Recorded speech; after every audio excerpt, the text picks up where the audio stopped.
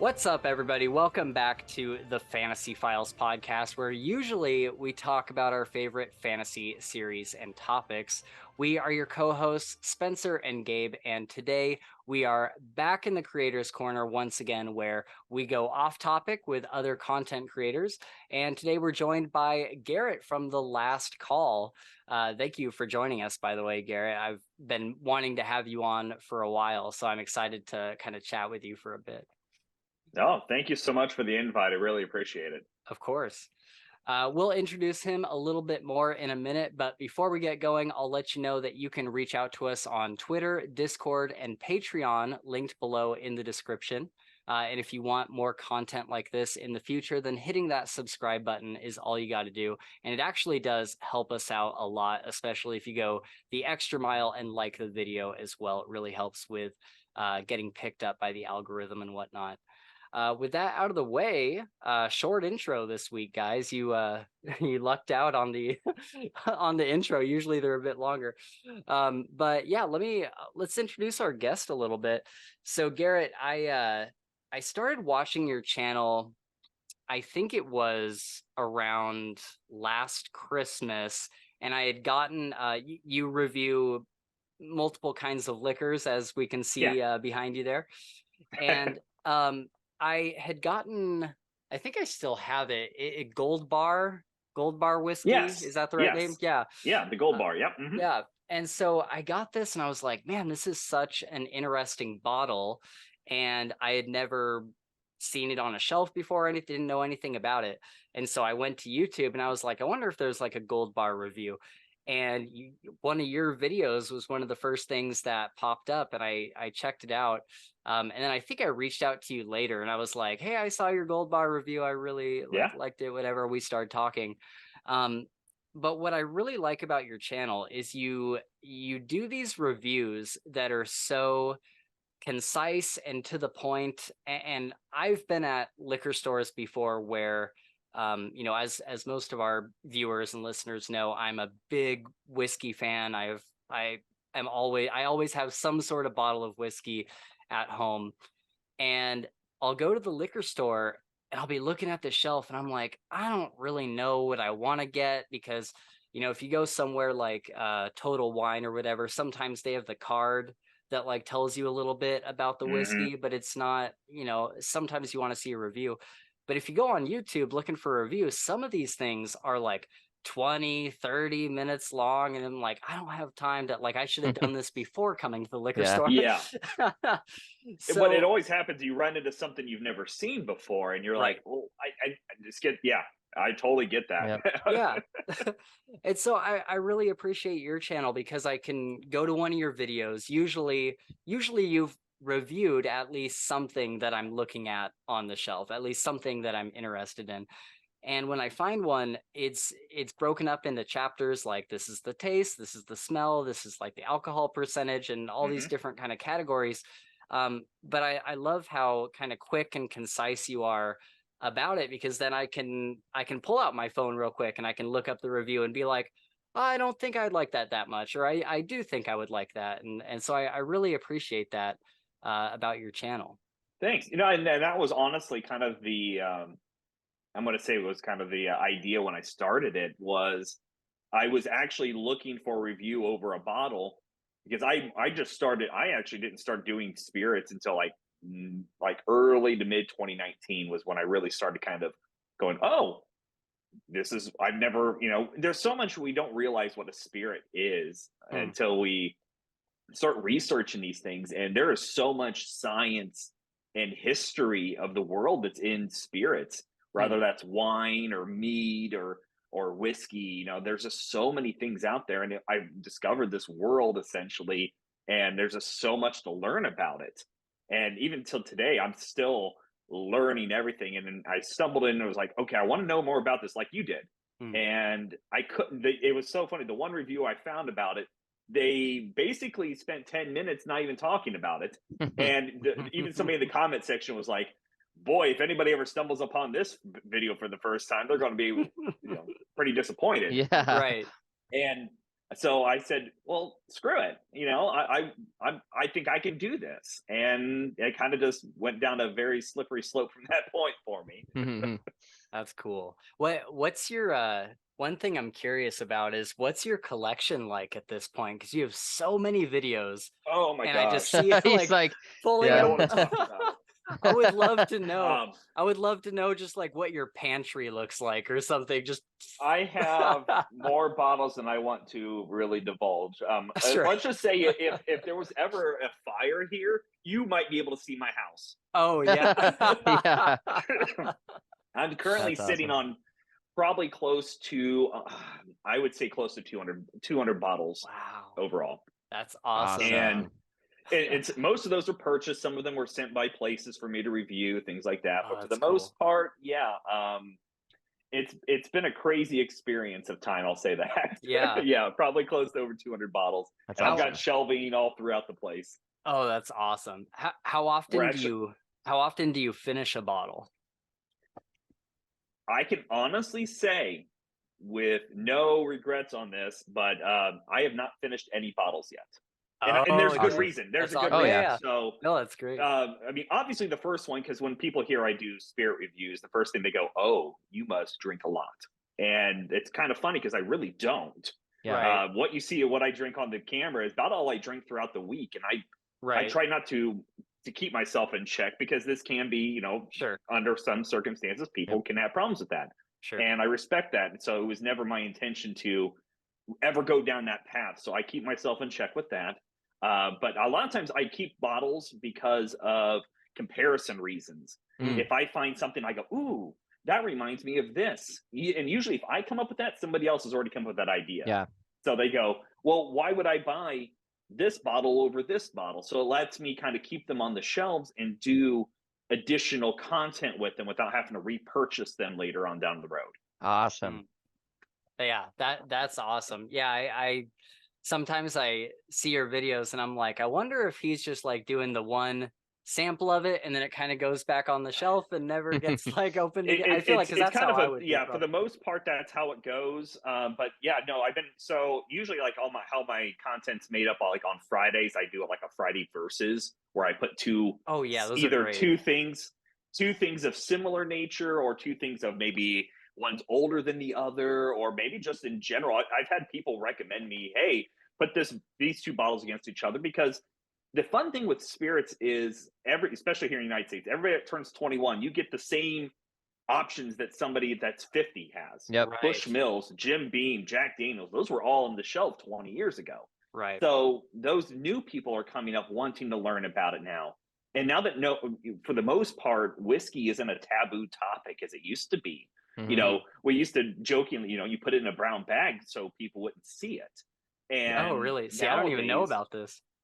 so I mean, that's a lot of people would try to hide it, because I Hmm. remember. I mean, I'm 35, so to put that in perspective, back in the time, like if you walked into a liquor store, like everybody would look at you weird, like, why are you going to Oh, a liquor store interesting. for?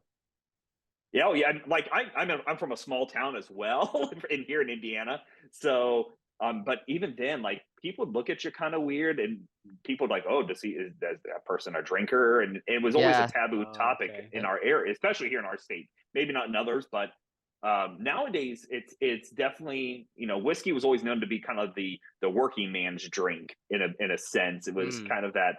A lot of people think of wine as your more upper class drink, and your whiskeys tend to right. be that. But the shift of that now has tenfold gotten totally different over the past Mm. 10 years. The Yeah. whiskey market is completely a different beast. And when I've gotten the chance to talk to master distillers and people in that realm, it is a crazy world right now for them, Mm. because nobody's even expecting. It's like almost like the craft beer industry of when Yeah. that bubble's going to pop, because Interesting. craft beer is still very big, but not as big as it was 5 years ago or so. Right. At least not in our area, I should say. But That's so interesting, and I kind of wonder if a lot of that has to do with like the reason for the boom.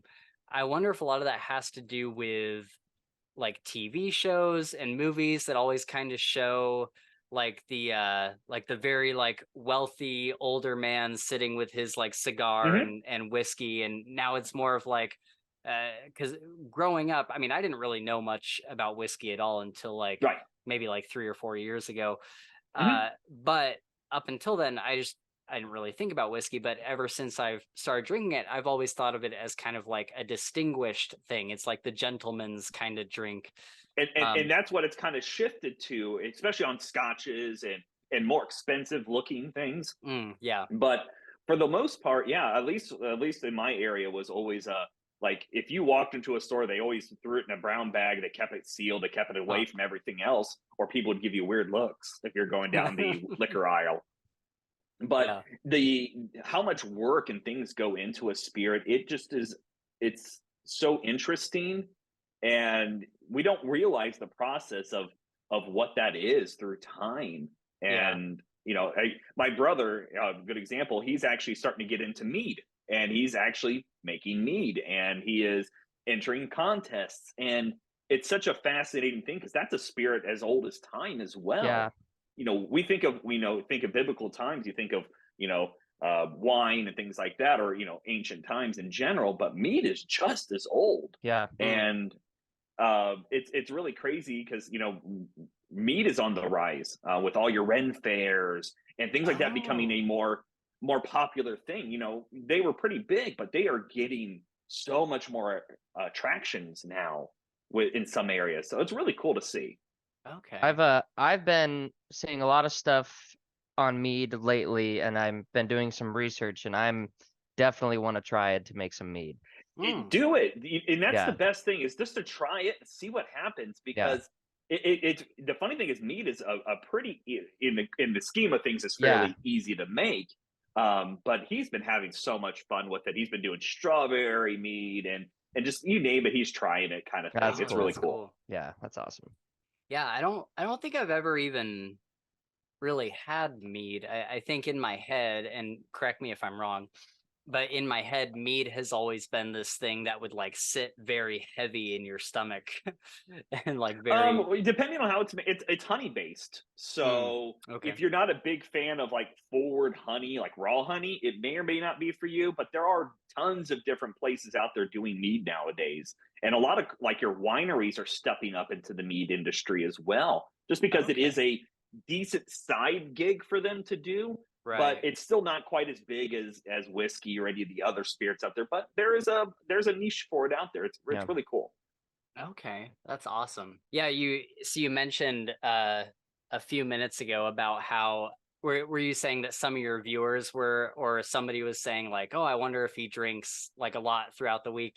And I've Yeah. even noticed that with myself, obviously I don't run like a similar like YouTube channel or anything, but just with my circle of friends, they all Hmm. know me as the whiskey guy. And whenever they come Yeah. over, they see I have like 6 bottles of whiskey on my counter. And so whenever they come over, they all think that I drink all the time. And I'm like, Hmm. guys, I drink on Sunday on the podcast. That's like when I drink. Or like if I'm out with Right. you guys, I'll drink on like a Friday night or something. But otherwise, that's kind of it. But I Hmm. totally understand the curiosity because I don't know if you watch the Critical Drinker on YouTube. I Yes. Yes. Yeah, I catch some of his stuff sometimes, and he does like his podcast once a week, and then like his normal videos, and I can't help but in my head, I'm like, I kind of wonder if he drinks a lot or if it's just for the show. And so I definitely kind of understand the curiosity there, I guess. Hmm. But Well, and again, it's like, and then once you explain to people, like, no, I'm really not. I think it's more or less people are trying to just check on you sure, and make sure yeah, you're okay, without blatantly saying it. But right, after explaining to them what I really do, like, oh, okay, I get it right, now. Yeah. yeah. But uh, much similar to you, I maybe drink like if I'm with a friend, I might have a drink, but even then, I really don't, and yeah, I mainly just drink for the channel itself. Very similar to you, though. right. Well, I do. Well, actually, before I go on, what do you drink in Mhm. there? I love your glasses, by the way. I always like your little This flute is glass. Dragon's Milk. Oh, origin. cool. Ooh. So if you know Dragon's Milk, the beer. Mm-mm. Okay, so Dragon's Milk is a place up in Michigan, and they do everything's dragon related, things like that. And actually, the bottle, I don't know if it'll come across, but it's Oh, got yeah. dragon scales Oh, on that's it. so cool. Oh, I need Yeah, one. I see it. And Yeah, I want one. yeah, I picked it out just for you guys' channel here. So, Awesome. That's great. but yeah, they're actually a brewery up in Michigan, and more recently started getting into doing whiskey as well. And so they have a higher malt to theirs, very similar to their beer. But yeah, great beer. If you ever get the opportunity to have Dragon's Milk beer, great stuff. But dark beers, if you like more stout-like things, great. But yeah, that's what I'm drinking tonight. Awesome. Okay, cool. What's what would that whiskey be compared to as far as like, is it more like like an Irish whiskey or like a? No, it's more bourbon. It's still a bourbon. Okay.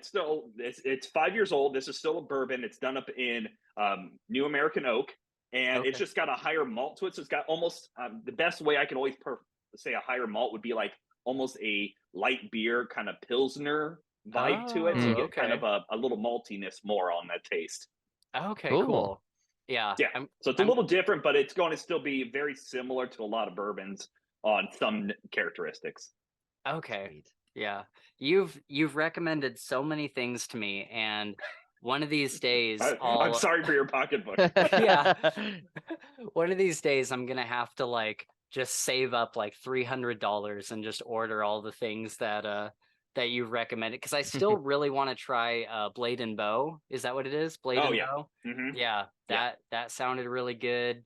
That's a great one. I'm actually, ironically, this month is my wife and I's 10-year anniversary, and we're awesome. going down to Congrats. Kentucky. Sweet. Thank you. Nice. We're going down to Kentucky, so we got distillery tours set up and stuff, and having a good time down there. And definitely, I'm actually going to hopefully, because I borrowed that bottle that did the review for that one, so I'm hoping to pick one up while I'm down there. Nice. But they do, that'll be so much Blade fun. and Bow is kind of cool because they have the keys with them, and they do actually a key collection to Yeah. it. It's fun things like that, and that's kind of the cool thing. Much like the cool bottle here is we shop with our eyes. We do, and those kind of things always catch your eyes, and the keys are just so cool. Yeah. But great whiskey if you get the opportunity to pick it up too. Yeah. Gabe, if you have a chance, you should Google Blade and Bow whiskey and just see the bottle. It's really, really cool. It's got like if I remember correctly, it's got like a leather looking kind of circle on the front of it. Maybe I'm thinking of a different bottle.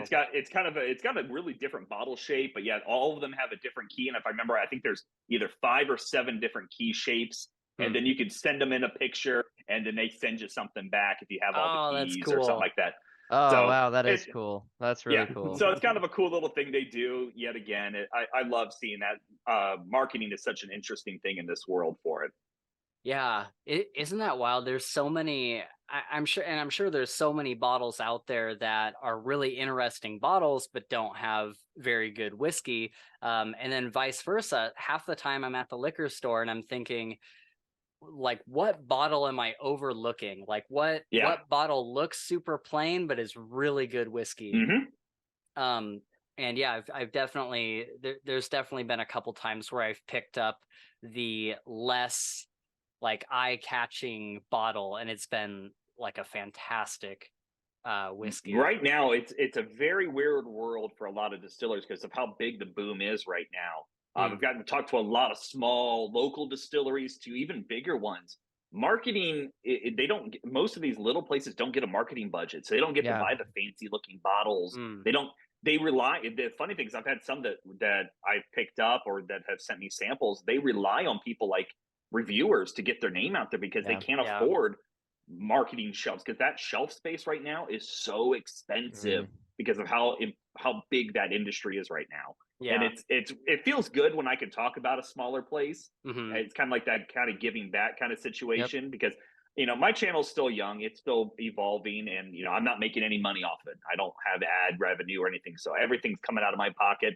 But I love doing it. Yeah, that's awesome. Are there any specific like bottle shapes that usually catch your eye? Because I think for me, I really like the really square ones, like the Woodinville bourbon, that kind. Oh yeah, I am a sucker for things that have the thicker glass bottoms on there. Like I want a thicker I don't know why. Just whatever. Like even on here on this one, there's got a bit more thicker Oh glass yeah, on the bottom. definitely. I That's like cool. I like that. It catches my eye a little bit more Mhm. for whatever reason, and Yeah. they feel better. They feel like they're built a little bit stronger. I guess not that I'm doing anything with it, Sure. but Yeah. for whatever reason, that's always caught my eye when I see that. Especially, we went through the whole glass shortages and things, so a lot of industries had to really tighten their belt up and keep an eye on that kind of stuff. But I'm always happy to see just those little distilleries that you can find local. If you find anything local, always give them a try, because those are the hidden gems that we need to talk about and think about. Yeah. Yeah. Much like your mom and pop restaurants, things like that, man. Yeah. Those can make the best food sometimes, and Oh yeah. and for whiskey's sure. no different. Right. Is there anything that catches your eye, Gabe, when you're shopping for any alcohol? I Whether it don't be like a do. special can or glass or Oh whatever. yeah. I mean, I like always, a lot of the craft beers. I'm definitely a craft beer guy. Mhm. Okay. Are you an IPA fan or? I'm an IPA fan, absolutely. Okay. Yes. Okay. And so I do, like I see a lot of like Elysian stuff is always very, very colorful and very vibrant. And so Oh I think yeah. that does play into it. I need to branch out more because I mostly kind of just stick to the ones I know, because I'm Yeah. afraid I'll buy something and then And I'm not not gonna like There's like nothing it. worse Yeah. than spending money on something that you end up not liking, Yeah. Oh yeah. Yeah. especially for when sure. it's good money. Right. Yep. Yeah. True that. True that. But yeah, no, for sure. I see some crazy, even smaller craft beers. Like I saw this one that was called like Moose Drool the other day. That was the name of the Yeah. beer. Yeah. And I was like, wow, that is like such an interesting name. It's got a moose on the front of it. And I was like, I would just try that just because I Just like to the way it know, looks, yeah. Yeah, and, just to Yeah. know. that's what they're hoping for, is that maybe Yeah. they just that we there's a local place here in Indiana, they did and it sounds horrible, and it was so perfect that it was not good. They did Yeah. Oreo beer that Whoa. Oh. it tasted and to a T, like you just took Oreos and blended it up, and it was Oh, Whoa. almost wow. that uncanniness to it. Wow. And I'm like, Wow. that's too good, and it shouldn't be that. And then they had That's a right. golden Oreo as well, and I'm like, all right, you guys gotta stop. Yeah. Oh my God. Oh, wow. That's You're wild. flying too close to the sun here. That's Yeah. right. Exactly. I Wow. gotta See, try that. I would try it. I Yeah. would try Right, and that. that's their hope, is that Yeah. maybe that you try it, and if it works, it works. If it doesn't, it Yep. doesn't. They just but True that. same thing, yeah, with the craft beer industry. They're always trying unique things, and I give them credit all the time. Oh, Yeah. totally. Yeah. Totally. There's some incredible craft beer out there that is Oh just yeah. delightful. It's not anything super crazy, but I remember I bought and I actually really liked the beer, but I think it's by Elysian, or maybe it's somebody else. But it's the Bat Squatch, and it's like almost like it's like a very dark blue or black can or bottle or whatever.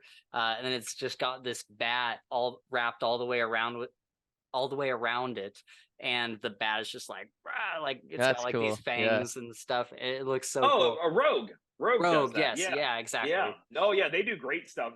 They do some really funky things, but yeah, Rogue. Yeah. Yeah. I They remember. also do whiskey. Oh, do they? I Oh, didn't even cool. know Yeah, that. they actually have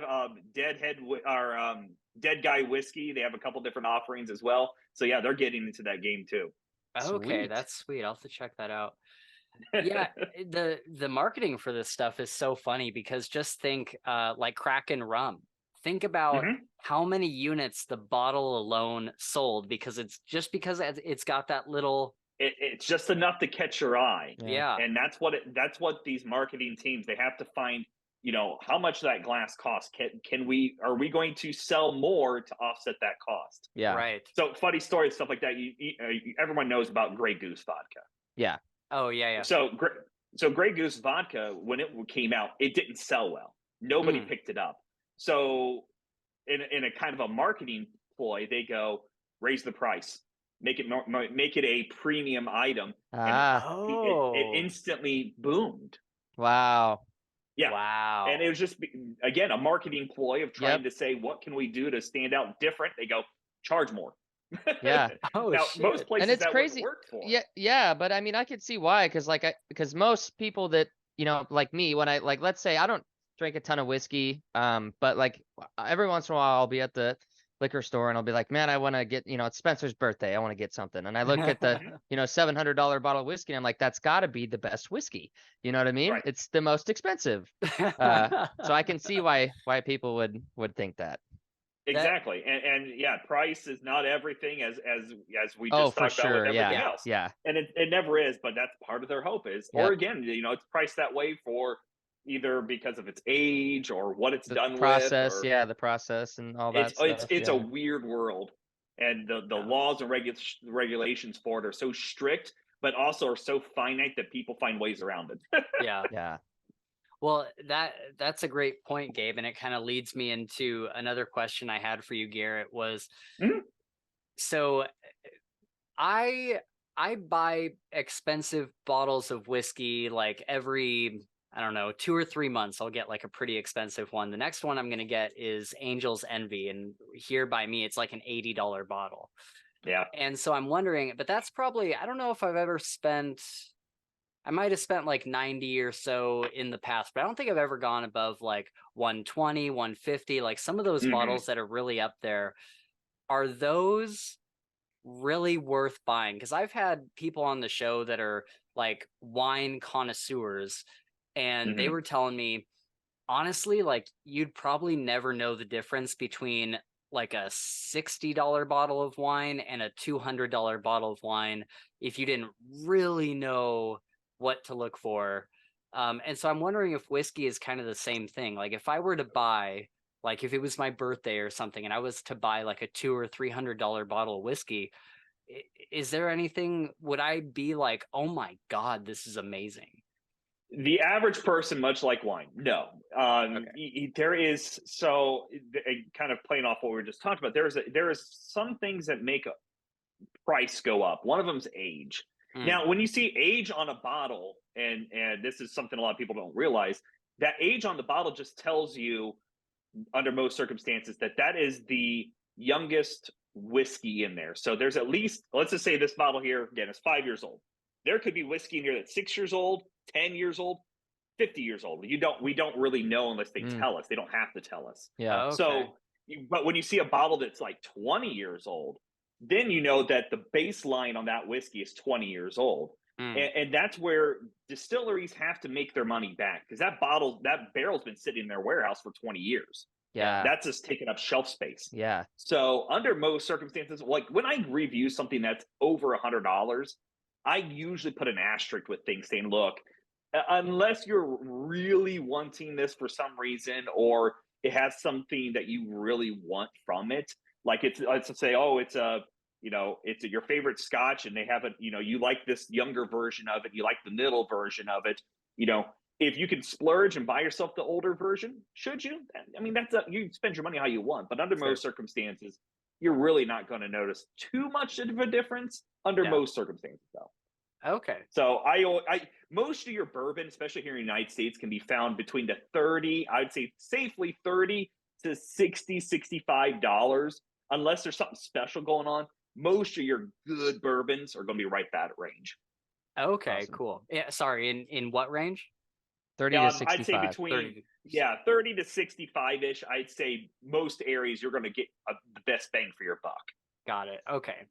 I have a question for you. Now, like Garrett. the Angel's Envy you were talking about, is kind of, because I want a bottle of it so bad. I love Angel's Envy so much. That's actually one of the distillers I'm getting to visit. I'm excited about it. Oh, nice. But I'm assuming it's probably the rum cask finished one that you're seeing at that price range. Maybe I didn't look too hard. So Angel's Envy has two different versions. They have their port cask, which tends in most markets be about in the $45 range, and then their rum cask. Yeah, then they have a rum cask finish, which is, in my market, it actually goes up to over $100 in some places. Okay. Those are the two main bottles that you're going to find on the shelves. But if I have a guess, it's by that pricing, I would say it's probably the rye in a rum cask, which is really cool. Okay, nice. But Angel's Envy is a great one. Yeah. Sweet. I have a quick question.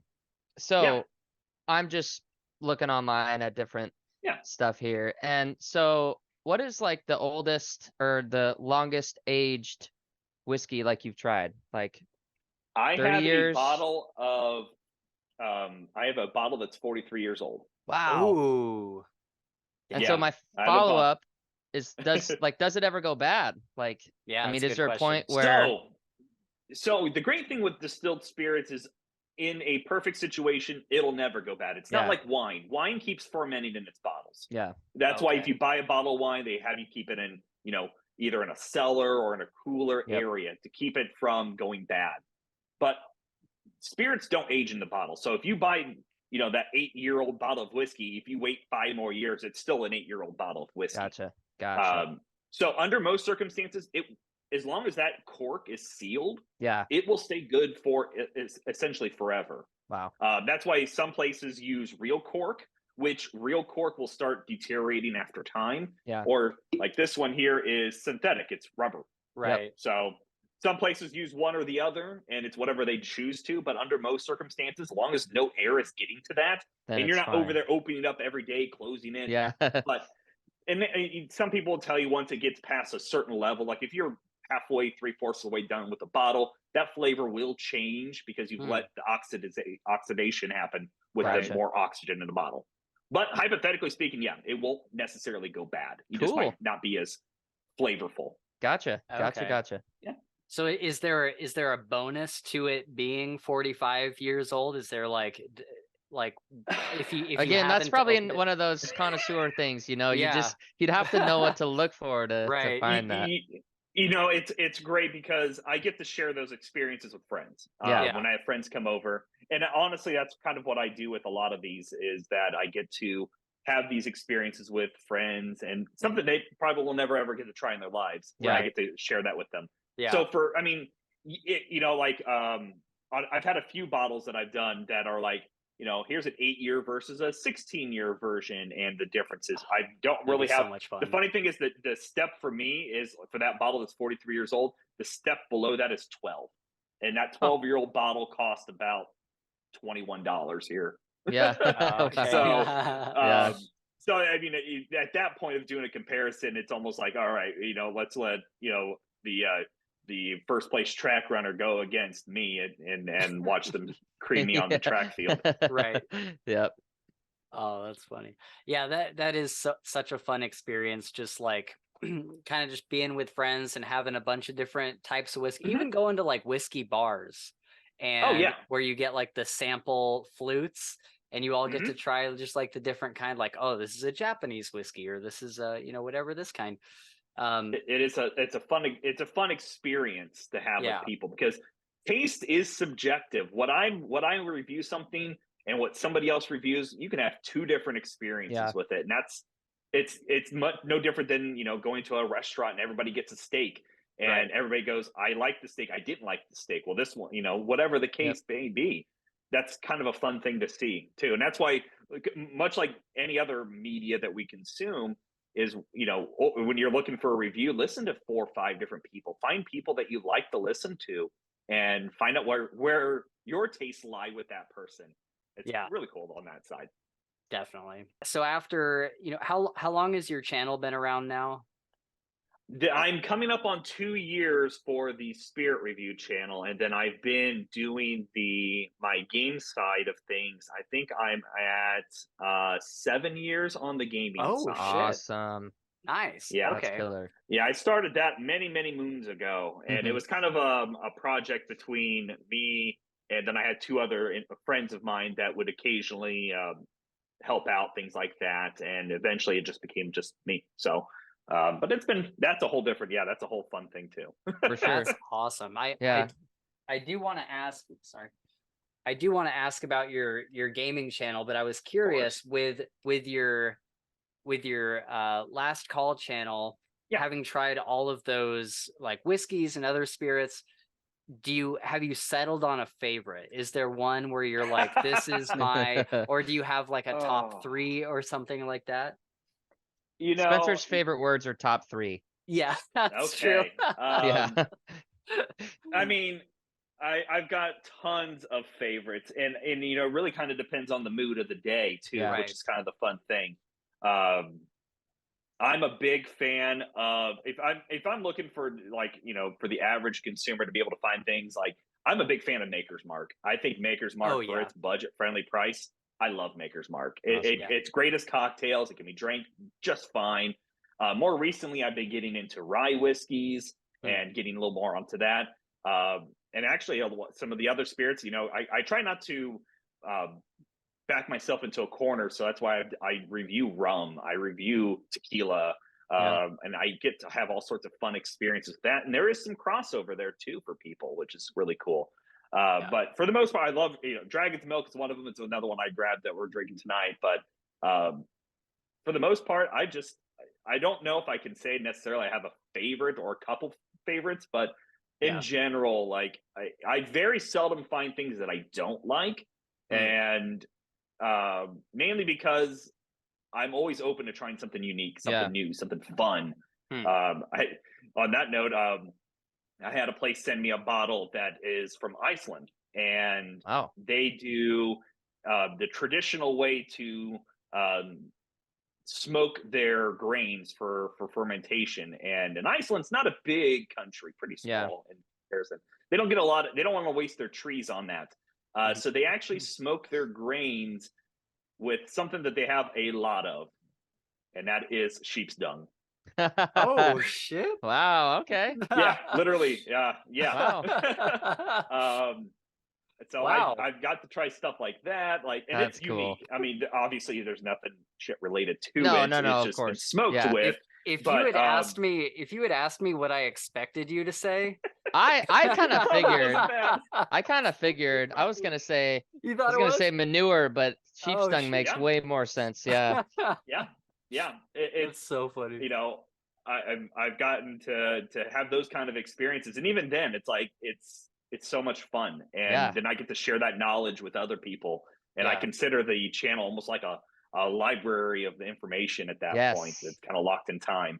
That's cool. That's That's cool. really cool. That's awesome. Yeah. What do you think of what I'm drinking right now it's pretty basic, but it's Woodford Reserve. Love Woodford. Woodford's yeah. a great.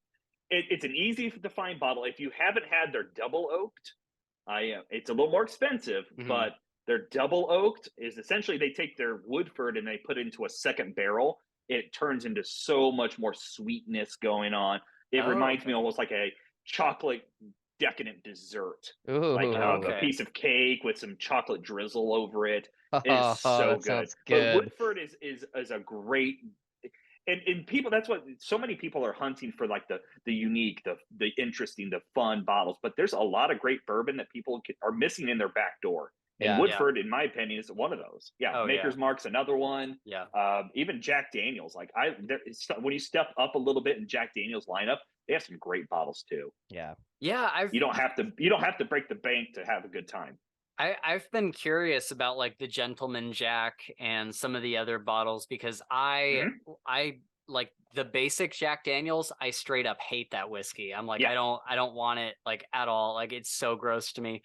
But like every now and then I see like that Gentleman Jack bottle, or there's the other one that's like round and it's like kind of crystalline looking. I forget what it's called. Maybe that is the Gentleman Jack. I thought the Gentleman Jack's got kind of a rounded top and a little more tapered inside. Okay, yeah. It's a different, completely different bottle. Right. And everybody, it's one of those things that I've actually done a comparison between those two, because that is a great question, and that's why I do those videos, is because you're going to stand there at the liquor store and go, do I spend this much on Jack Daniels? Do I spend a little bit more on the Gentleman Jack? What's the difference? Well, it doesn't tell me on the bottle. Right. So I got to, figure that out. Yep. And that's why, like you said, I timestamp things. So when you're standing in the store, you can easily, hopefully, find what you're looking for quickly. Yeah. Awesome. I love that so much. It's literally, it's helped me so much while I've been out shopping.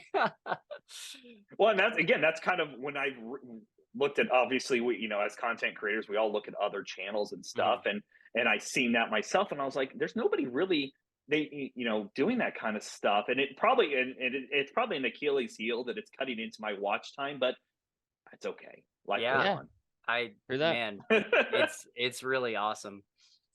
But yeah, speaking of kind of like stepping up in levels of kind of the more not like basic, but the more like mainstream, like whiskeys and stuff. A couple years ago, Gabe got me a really expensive version of the Maker's Mark 46. Yeah. And man, that was so good.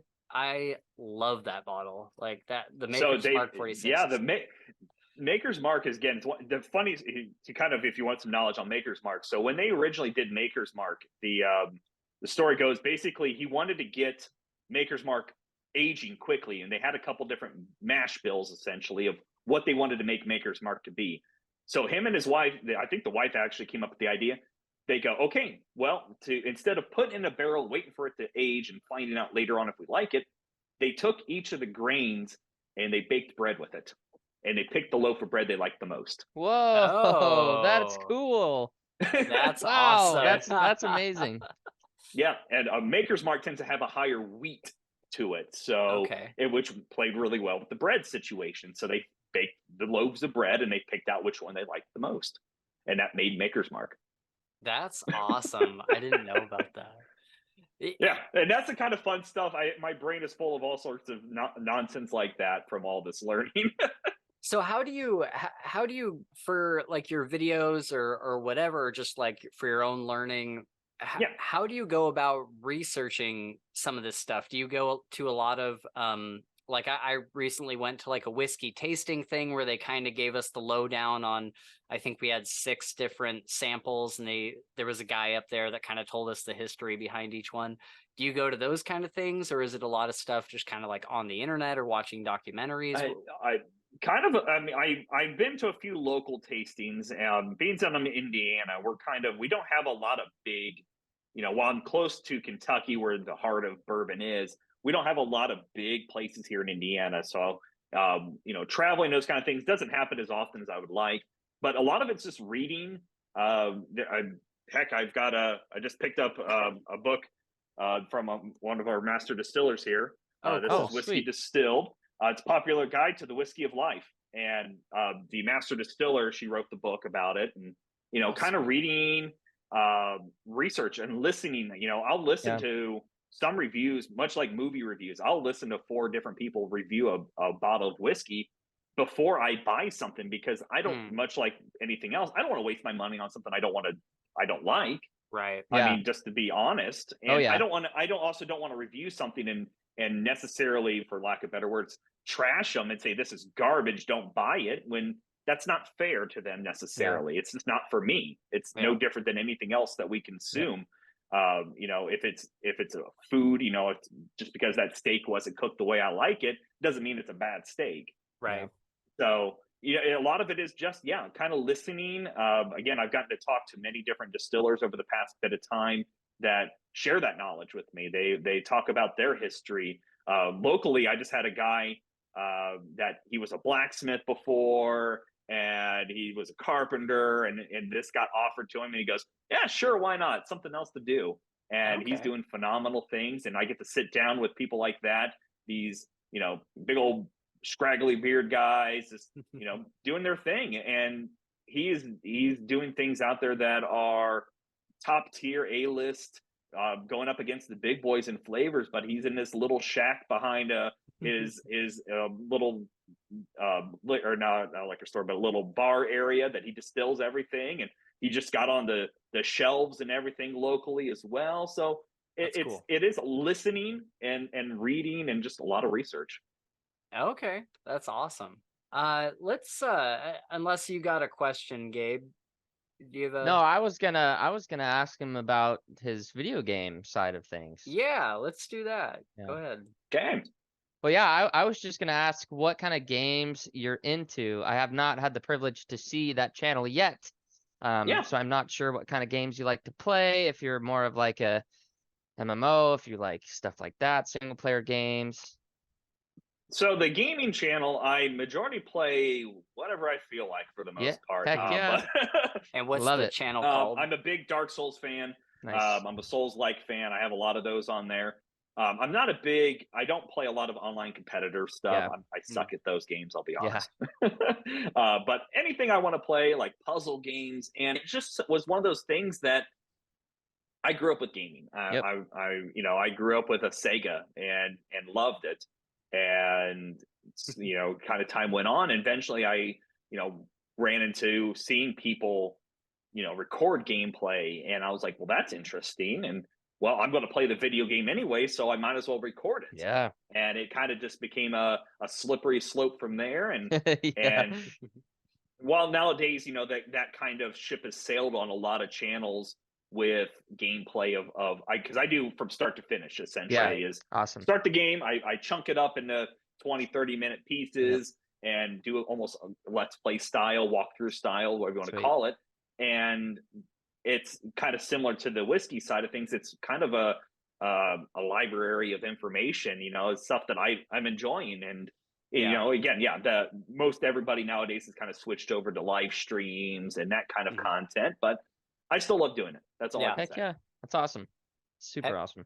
Have you thought about doing some of the, like you see on like Game Ranks or like Lone Vault Wander or Luke Stevens, any of those channels where they kind of like review a game, or they'll review a certain topic within a game or within the industry? Have you thought about doing that kind of stuff? I have. For a short amount of time, I did game reviews. The thing that I ran into is the same thing I did on the game side of things with everybody nowadays.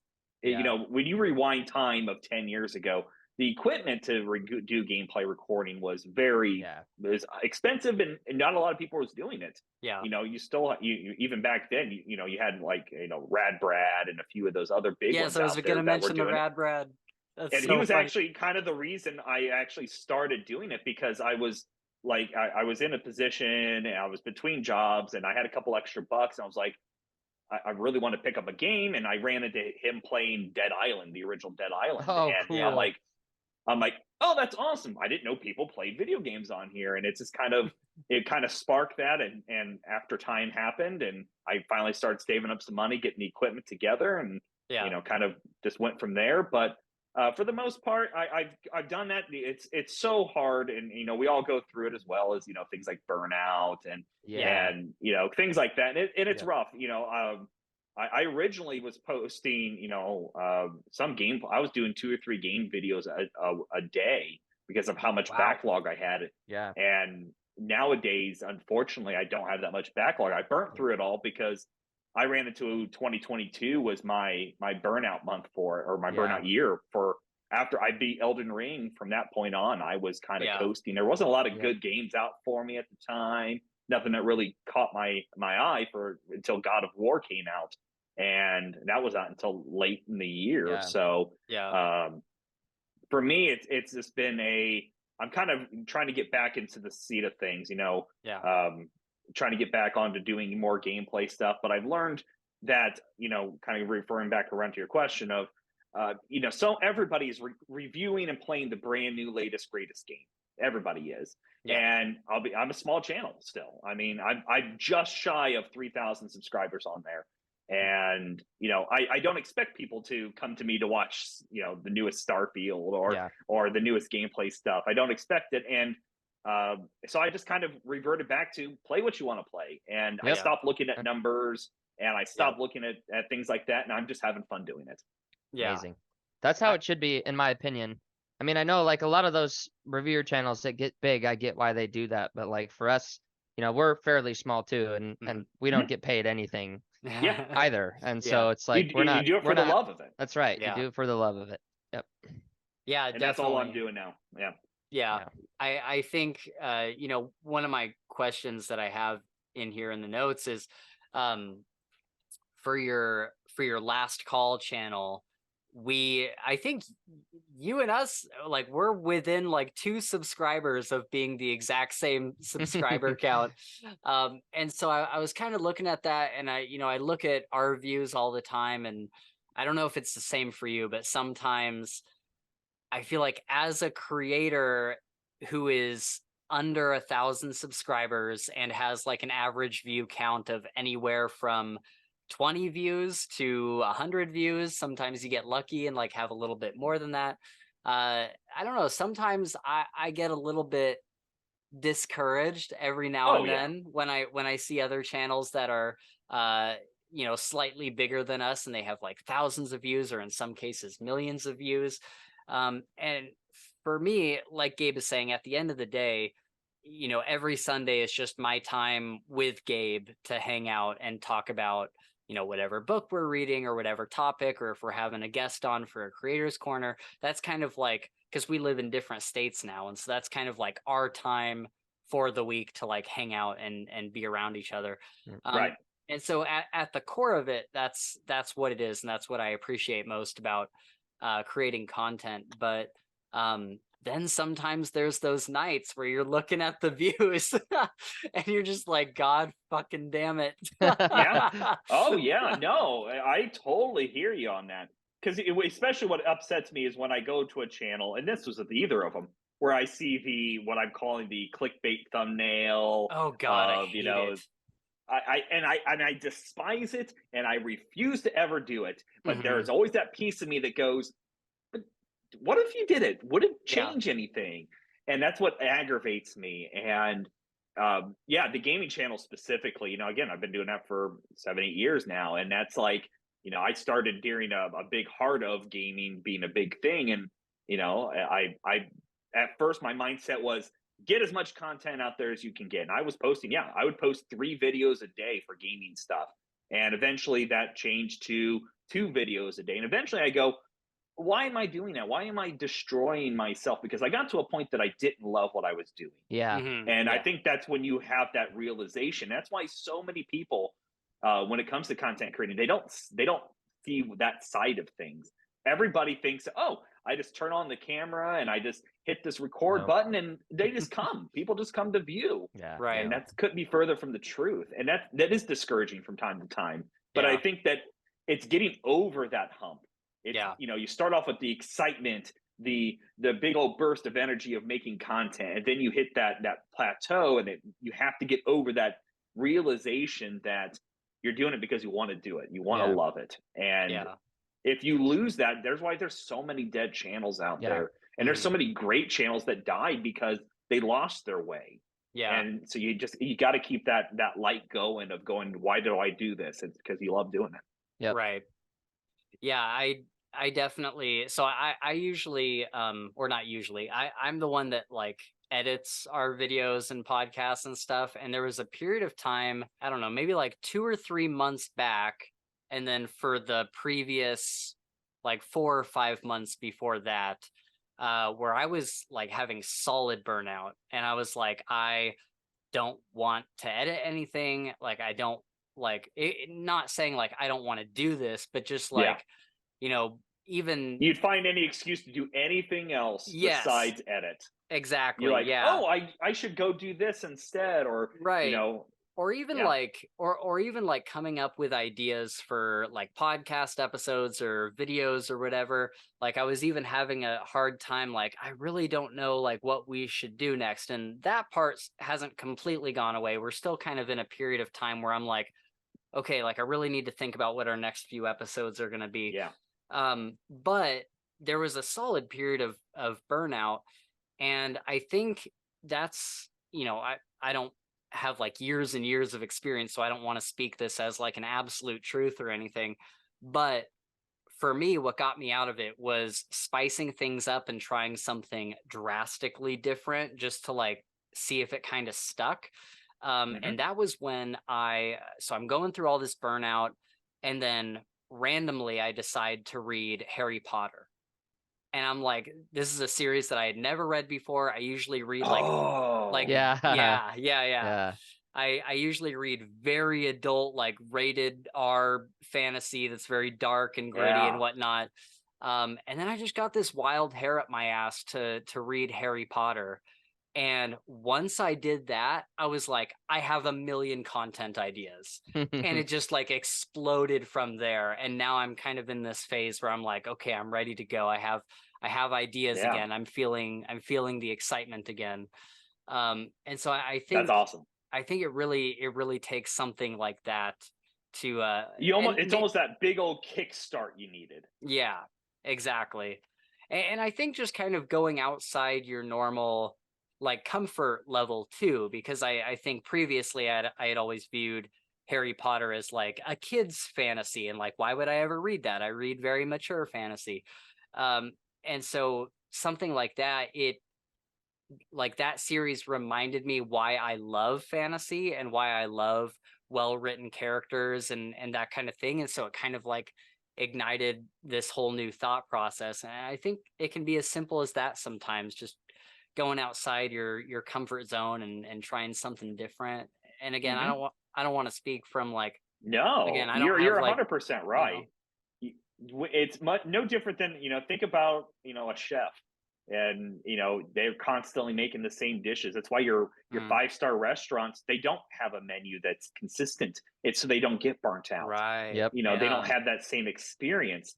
And no different than this. Because I did the same thing. I ran into a time frame that, I do commentary over my gameplay, and I got to a point that I was catching myself not talking for 5 minutes of a 20-minute video. I'm like, you Mm, can't do that. mm. What are you adding to it? So Mm. there was actually a year time frame that I tested out on the channel to see if it made any difference of no commentary, where I would just sit down, I kicked my feet up, I had a bowl of chips with me, and I just played games and recorded them. Oh, And interesting. and on the channel wise, it didn't seem to make any difference. People liked the content or they didn't, either way. But it was a Mm. nice for me because I still got to enjoy the game. Right. There's sometimes I still do that, like on long RPG games. Like I think the last one I did was the Sword Art Online game. It's like Oh, 100 nice. plus episodes, Yeah. Sick. but it was one that I'm not going to sit there and commentate through the whole thing, Mm. but I wanted to play it, so Right. Yeah. I picked up my feet and I Yep. played it, Played and it. I enjoyed it. That's so awesome. I desperately want to talk about Sword Art Online, but before we get too far away from your point, I want to say the video will be up by the time it's not up right now, but it'll be up by the time this Creators Corner goes up. Over the past few days, I've been playing Starfield, and I'm sure we'll talk more about Starfield a little bit later. But I've I've been playing a lot of that, and I decided to open up OBS and put myself down in the corner, and I did a commentating thing. It's like my whole Yeah. first like 3 or 4 hours of playing Starfield, and it is without a doubt the most difficult piece of content I've ever had to make.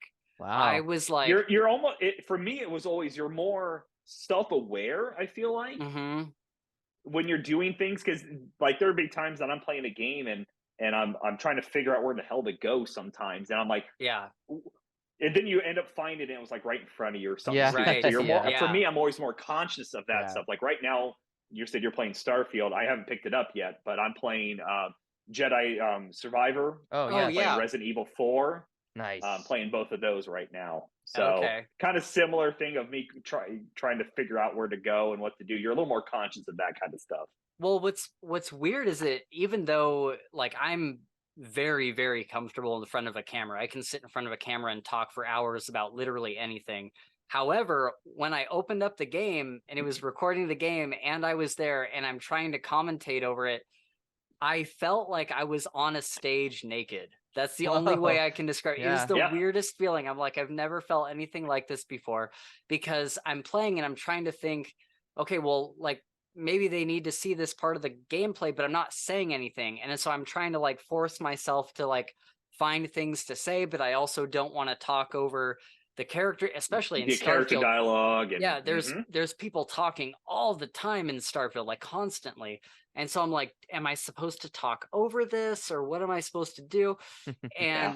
And so I ended up what I ended up doing was taking my, I think it was about 4.5 hours or so of gameplay, and I cut it down to the most punchiest bits, to where it's Hmm. like me starting the quest, me in the middle of the quest, me finishing it, and then going on to the next thing, and then the middle of that, and then the end. And so I kind of cut it up into, and if I had like a joke in there somewhere, I would add that in. And so I whittled the whole thing down to like a 40-minute video Hmm. of just me, like just the highlights of everything I did over those 4.5 hours. And I think it turned out okay. But it's definitely not my best piece of work that I've made. I was just like, man, I'm like, this is a lot harder than I thought. Because in my head, I was like, oh, I could totally play a video game and just like talk over it and have a good time. I see all these other content creators doing that. I'm like, it seems like so much fun.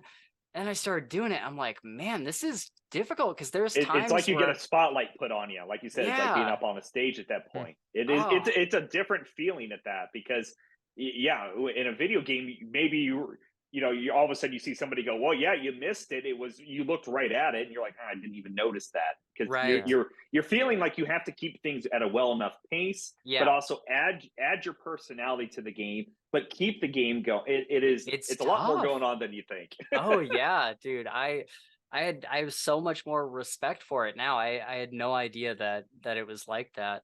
But also I feel like I don't know how many of them I'll do because I felt like it impacted my enjoyment of the game. Like the first 4.5 hours of Starfield, I really was not enjoying, and I'm not so sure I would have enjoyed it regardless. But after I after I turned off the camera and said, like, okay, everybody, that's all I'm going to record for this game. Maybe I'll check in a future video and you can see what I'm doing in the future.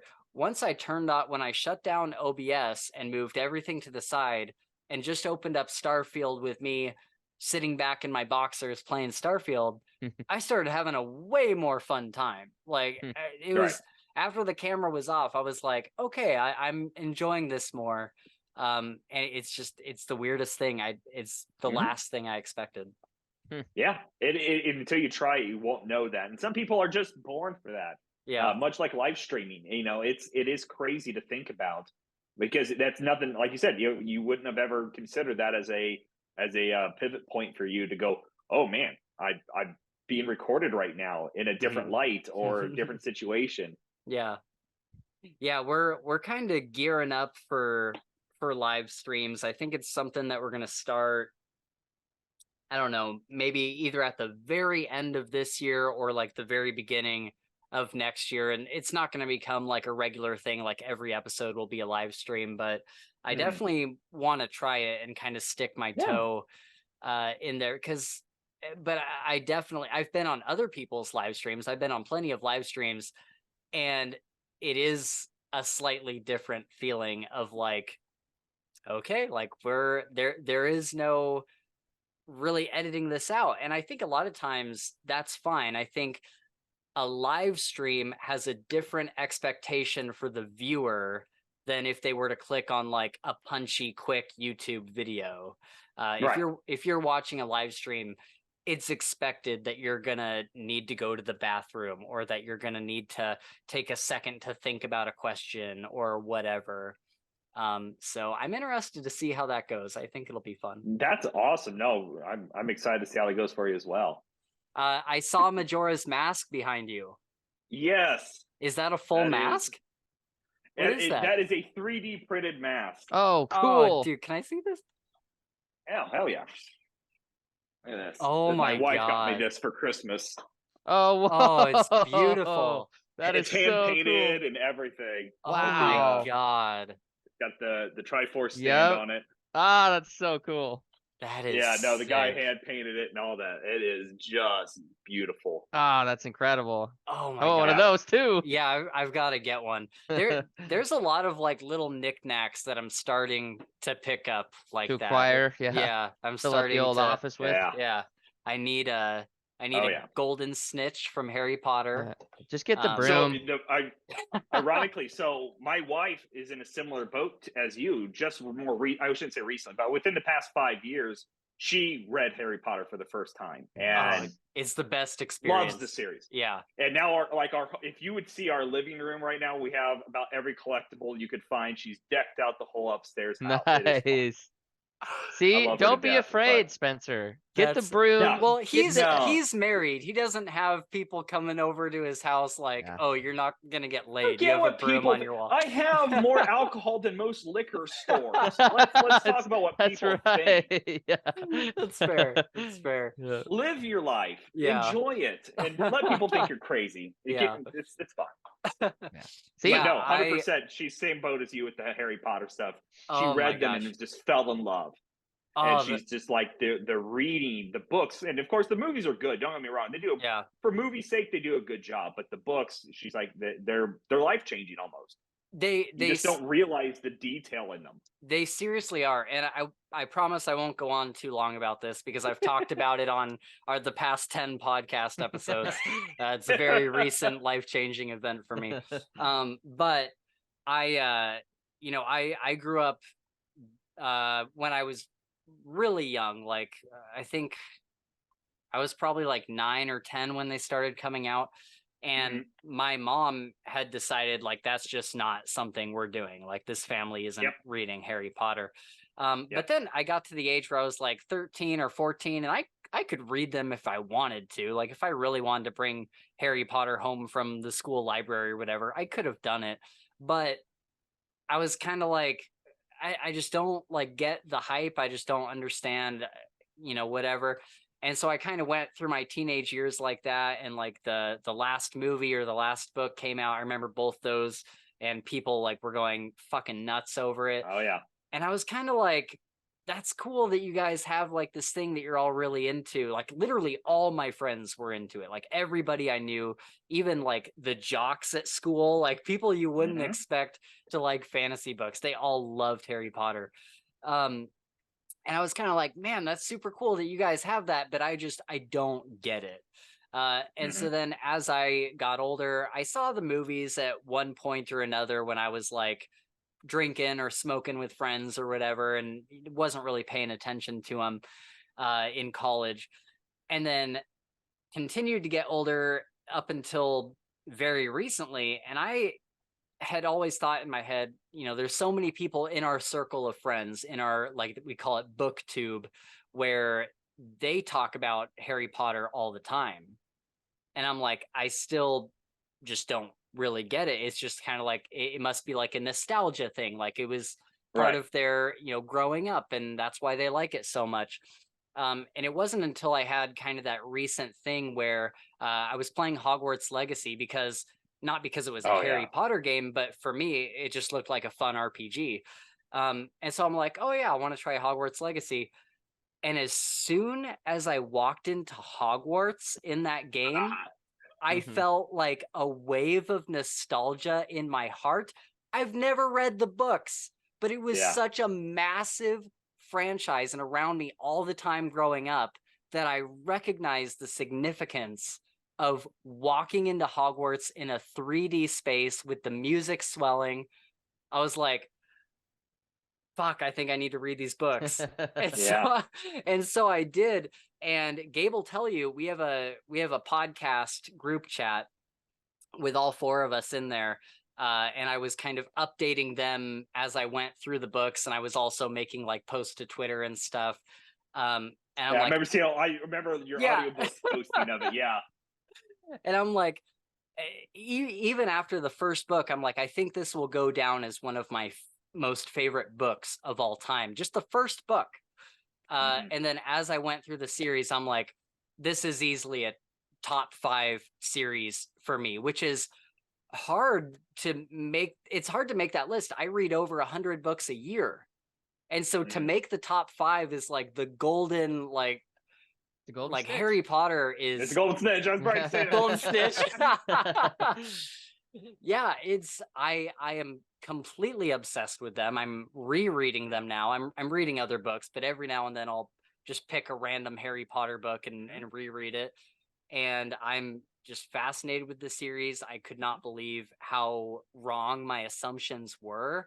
She is such in that series is just, it's not like what you expected on the surface. Yeah. And that's what my wife, similar nature, growing up, she was told, no, you're not going to read that. And then much like you, she was like, I don't have any interest. Right. And I think it was for her college philosophy class, she started reading it. She actually wrote her final paper on Harry Potter because it was sweet. Just on its themes. There's just so many deep themes into so it. Good. Yeah. And it is mind blowing though. Yes. No, I 100% agree with you. Yeah, it was like it honestly was kind of life changing. Like there was certain like themes and storylines throughout that book that like actually kind of made me view the world in a different way. It was really profound in some regards. And so yeah, But it's no, same thing with Hogwarts Legacy. Phenomenal game so good. on how well they recreated that world Oh, dude, it's correctly. 1-to-1. It's 1-to-1. Yeah, It's so crazy. it was just so much fun. My wife's not a big, she doesn't play a lot of games, but she would play that until she had to do a fight scene or something. She's like, "Here, take the controller." Yep. Okay, That's yeah. awesome. That's exactly what my mom does when she plays video games. Yep. That's great. Yep. So it was fun. We got the experience in that too. So that was That's cool. We played it all the way through. Fantastic. Yeah. No. Awesome. Yeah. We can go on a whole rant for that. I totally understand. For sure. Well, before we get, I mean, we're already too far away from it for me to make this kind of callback, but we were talking about the Rad Brad earlier. And Gabe, if you have not seen this guy on YouTube, he does the I definitely have seen him on YouTube. Oh, you have? Okay, cool. Yeah. I love the Rad Brad just because his personality is so much fun just to listen to, and he makes all these jokes that just have me laughing at every turn. Just his he seems like a very quirky individual that just is having a good time. Yeah, exactly. And so I haven't seen his videos in forever. Matter of fact, I just in the past month or so I checked back in on his channel after years of not watching any of them just to see if he was still doing it. Sure enough, he's still doing it. Sure enough, he's getting millions of views per video. It's absolutely bonkers. It is nuts. But I remember the reason why I loved his channel so much was there was a time probably in like my late teens to early 20s where I was going through kind of like a rough patch in life. And I didn't have any like gaming consoles or anything, and I needed, to kind of take my mind off of a lot of things that were happening around me. And infamous Second Son had just come out. And I wanted to play the game so bad, but I'm like, dude, I'm like negative money. Like I have zero money. That ain't even a possibility. Yeah. I'm like, it's not a remote possibility that I could get the newest gaming console to play infamous Second Son. And so that's how I found his stuff. I was able to I watched his entire walkthrough so that I could experience the game secondhand. Because at the time, I didn't really care that I wasn't involved in the combat or anything like that. I just wanted to see what the story was because I loved the other infamous games. And so I did that with a bunch of his videos for, those 2 years where I didn't have like a gaming system. And that was a lot of fun just to be able to kind of experience that, even though I wasn't able to like firsthand experience it. But anyway, that's my thing about the Rad Brad. I love that guy. Oh yeah, no, I'd say very similar again from you as me for Dead Island. I was like, I have a few extra bucks. What do I want to buy? And I kind of interested in this, and I ended up just sticking around. And I'm still subscribed to him.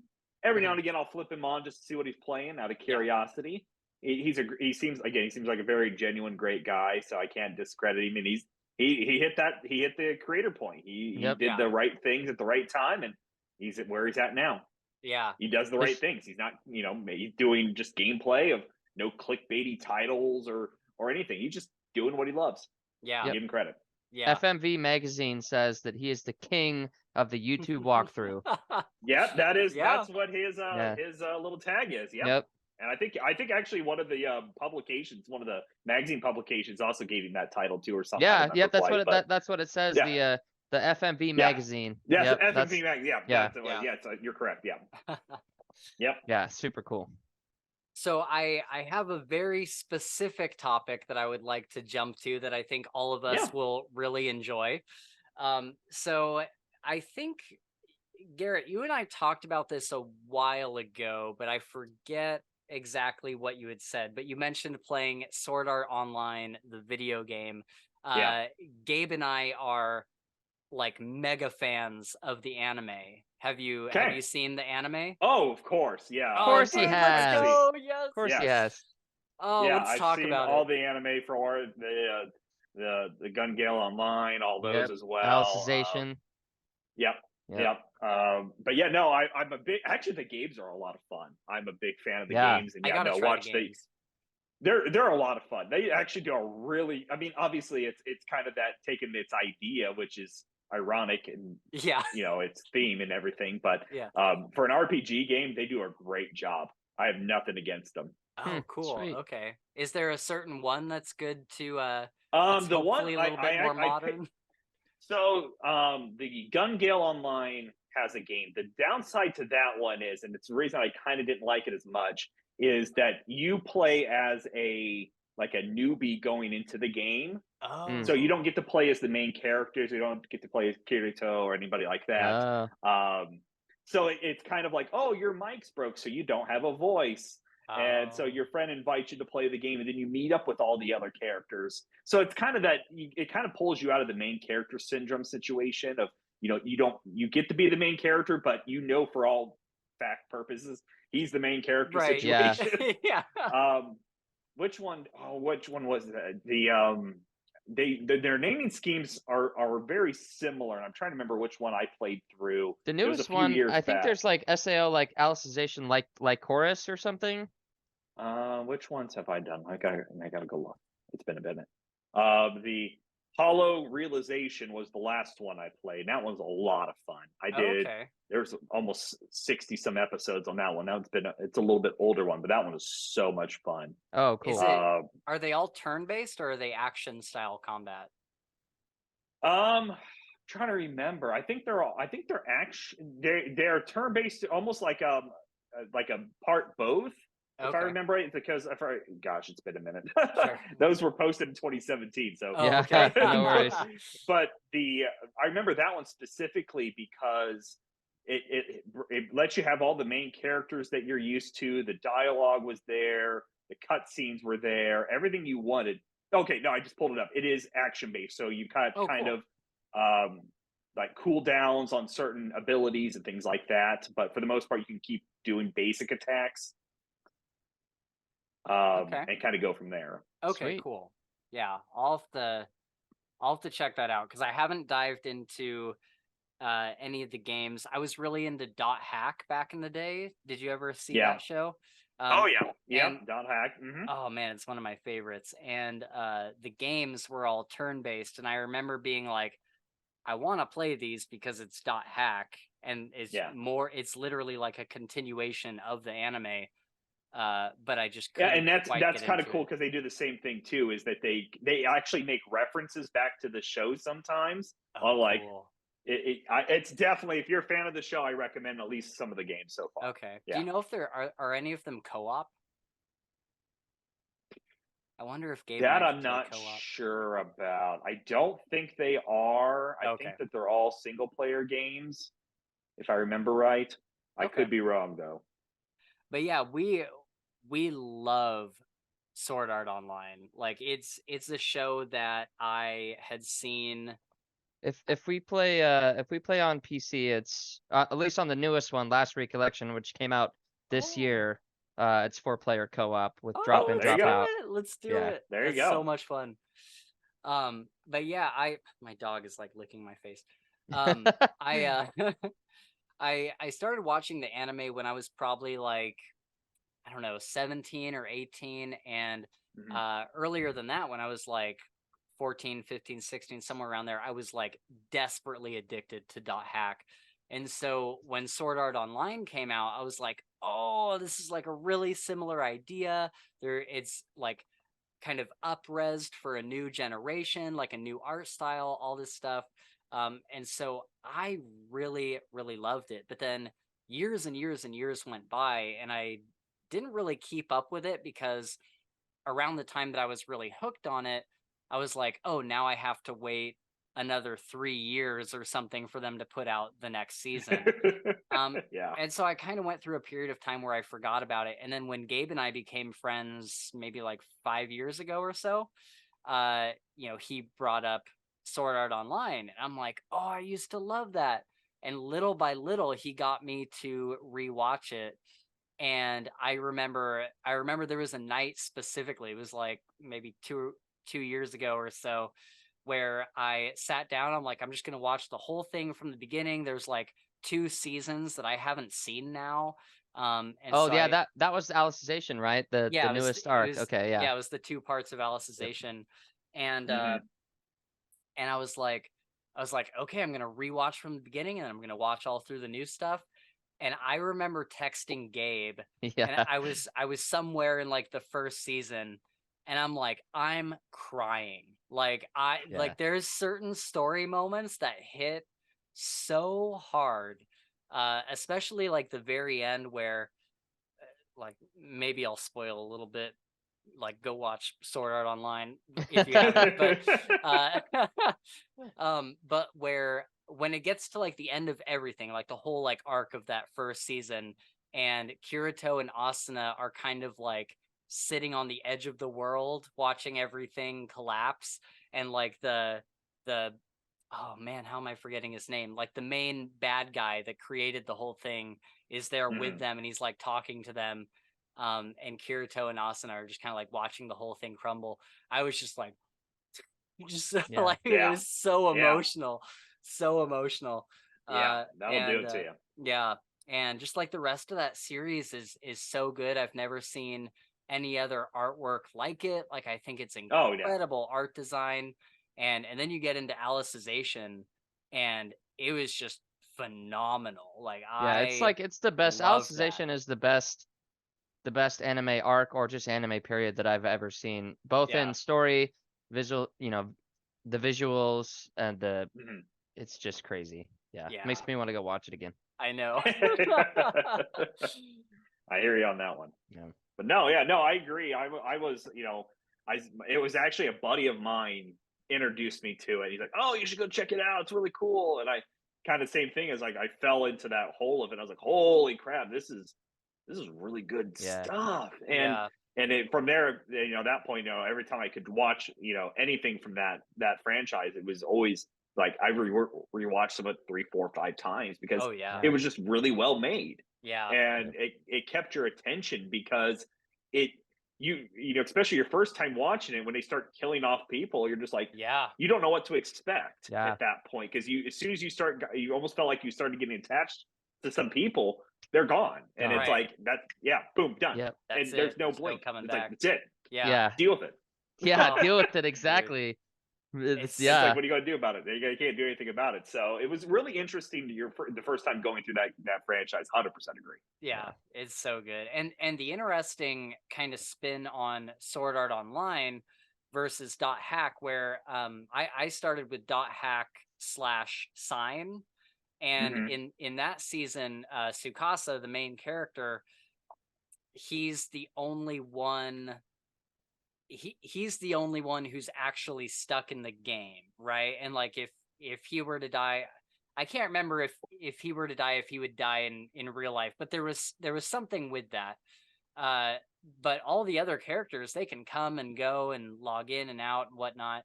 But there was also somehow a lot of stakes with that world. There was like a virus that had kind of infected the game and affected things on like a broader scale. And so Right. that was really cool. But then when you get into Sword Art Online, it's this thing where like everybody is on the same page. Like, Yeah. if anything happens to anybody, they're dead.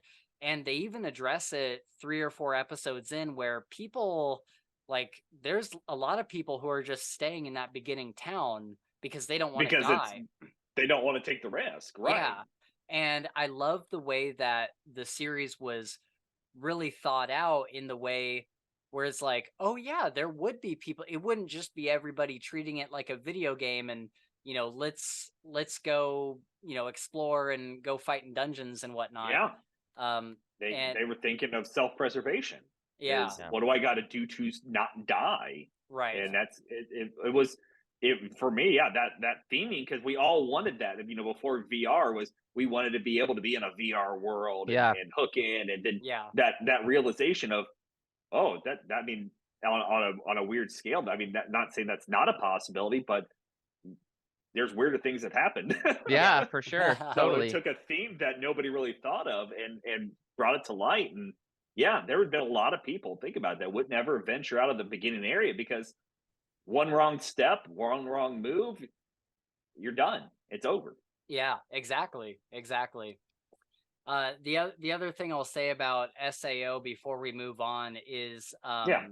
the recently, and I think this is when you and I started talking about it, was there was a movie that came out recently, and Yeah. the first one was only in Japan and California.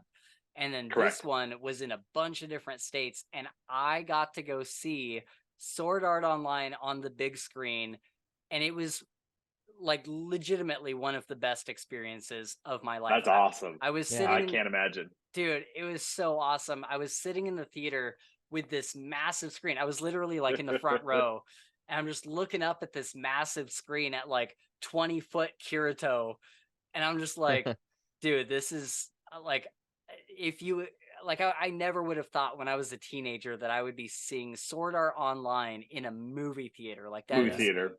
bonkers to me. Yeah.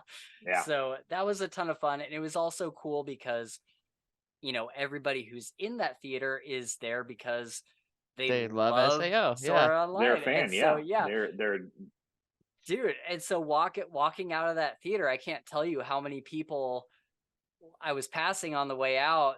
We were all looking at each other and talking with each other, and like, can you guys believe we just saw Sword Art Online on the big screen? Like, it was the most like community experience I've ever had coming out of a theater. It was the coolest thing. It was the coolest thing ever. That's awesome. That is awesome. All right, so Gabe, I know you got to get to bed pretty soon. Do we want to tackle one more like kind of quick topic and then head out of here? Sure. Okay. So let's I guess one thing I'll ask really quick, Garrett, do you read at all? Do you read any like fantasy or sci-fi or anything like that? I wish I did. I just it's one of those things that I haven't in recent time, unfortunately. It's been on my bucket list of things to get back into because I unfortunately don't get a lot of time to now. Essentially, I have again I work IT. That's a all day job on that, Right. and then I have now 2 channels to watch For after. sure. So trying to fit time in, unfortunately, for that, and it just doesn't happen as often as I would love. Yeah, that's fair. But I mean, anime in general, I try to keep up on everything that I can because I do have people that are in that sphere quite a bit, so they kind of point me into the directions of things to True watch. that. Yep. Yeah. More recently with the Edge Runner series and everything like that on Netflix, and that was.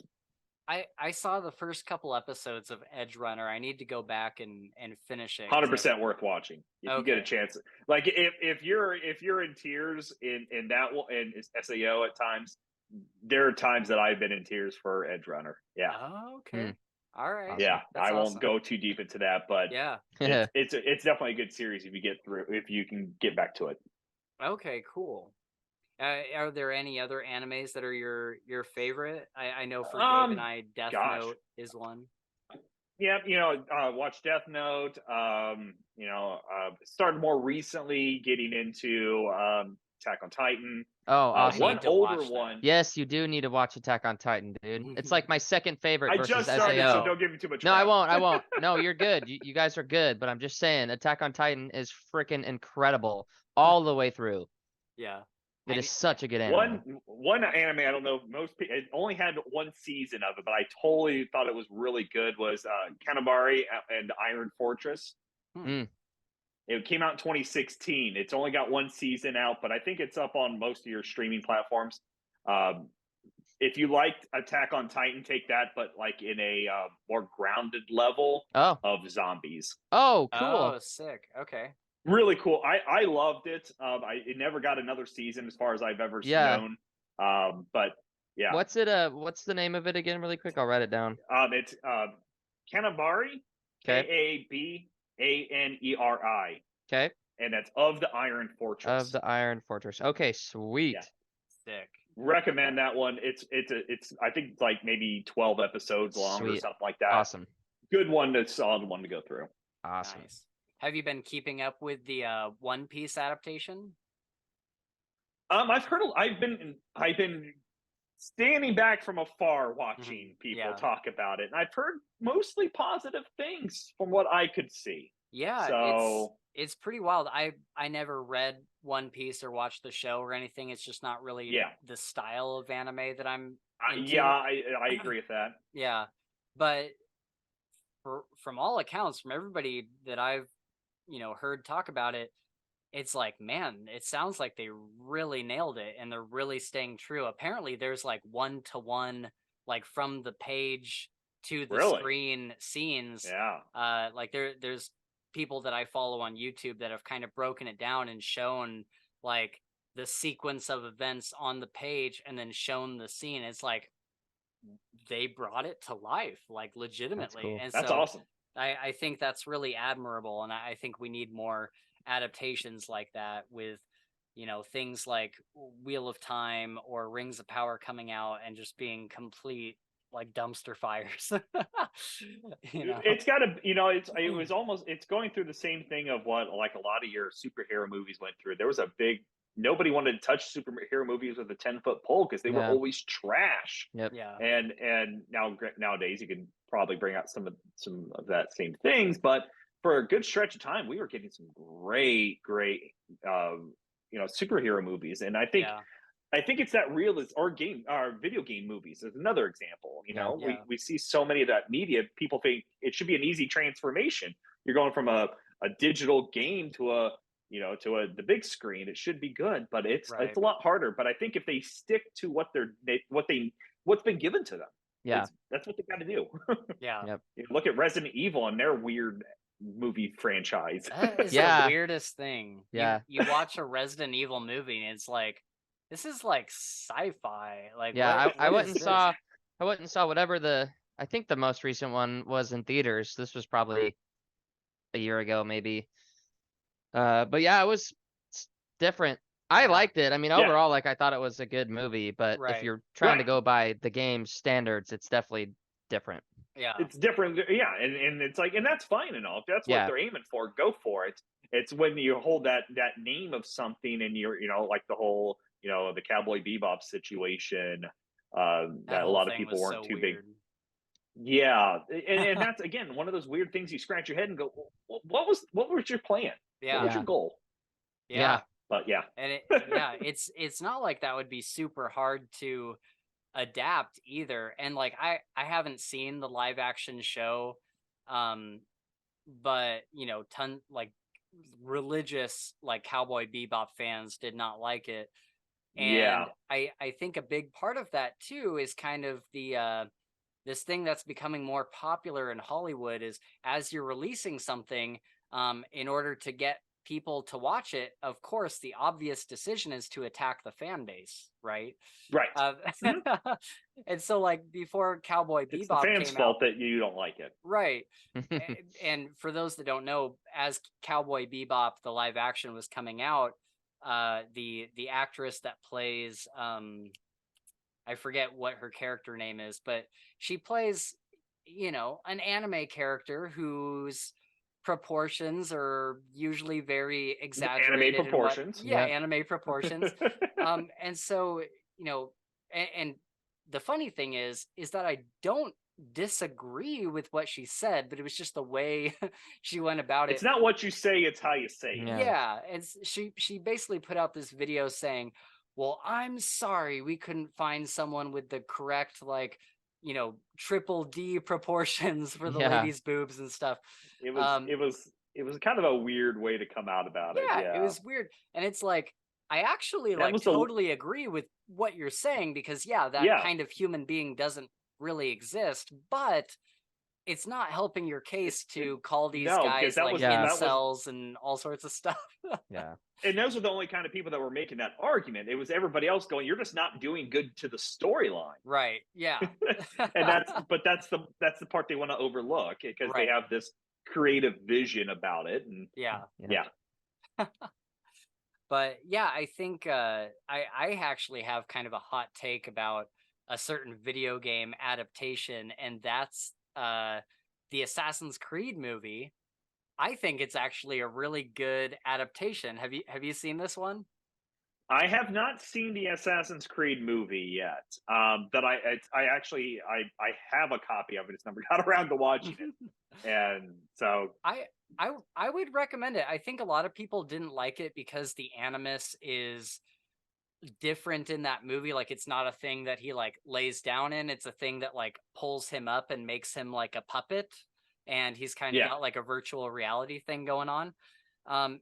And so people kind of ripped it apart for that. But if you go and play the Assassin's Creed games from the beginning, with every single game, the animus changes. It's never the exact same thing. Even to where in the later games, it's just a pair of glasses that you put on. He turns into almost like VR glasses, little strip in front there. Yeah. Yeah. And so I'm like, I'm actually not that upset that they just had a slightly different animus model than, you know, what you think of when you think of an animus machine.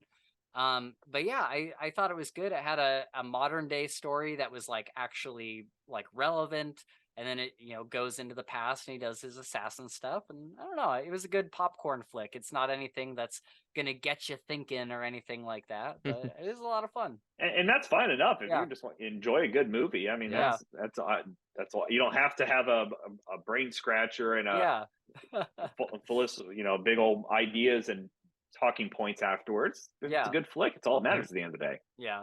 Did you watch The Last of Us? I started to, and I'll be honest. Oh no. I'll have a hot take now. All right, let's do it. I was not a big fan of The Last of Us game. Oh shit. Okay. Wow. Okay. Now this is during a time back when it first came out. I didn't have a PlayStation. My buddy's like, I'll give you my PlayStation. You can play the game and you can enjoy it. Now I don't think it's a bad game at all. I think it's a retelling of a very bare bone. When you boil it down, it's a typical game to me, I guess. Yeah. The point that there was a scene in the game where they're riding horseback and you see the god rays coming through the trees, and I'm like, all right, now you guys are just smelling your own farts. and again, I don't think the game is bad. I'm just like, it's not. I never played the second one. I'll be honest, I never played the second one. Okay. Yeah. But I started watching the show, and I have nothing against it. I think it's a fine enough show. Yeah. But for me, I was not a big fan of the game. Interesting. Fair enough. Yeah. And I'm not exaggerating here. I legitimately don't think I've ever met somebody who didn't like The Last of Us who's played it. I'm a very small subset of people, I'm sure. That's so funny. Yeah, I think The Last of Us for me, the story itself, it was almost kind of slice of life compared to like what you would get from some like really complex plots in other games. But I think for me and for a lot of other people, it was more about the characters. And the one thing, I loved the show. Gabe and I both loved the show. We watched the whole thing, did a bunch of content on it. The one thing that it wasn't able to do, just because of the medium, just because it was a show with 8 episodes, in the game, you get like, I don't know, however long that game is, like 20, 30 hours or whatever, to develop this relationship between Ellie and Joel. And you see like this very, very slow progression to their like father-daughter relationship. And I think for me, it was all about the characters. Like, the combat was fun, or like whatever, this and that was fun or whatever. But seeing that progression from these two people who don't want anything to do with each other to at the end, like, I'm not going to spoil anything, but at the end where he's like saving her from various situations and stuff. Oh my God, it rips my heart out. And so, I think that's probably what I really enjoyed about The Last of Us more than anything else.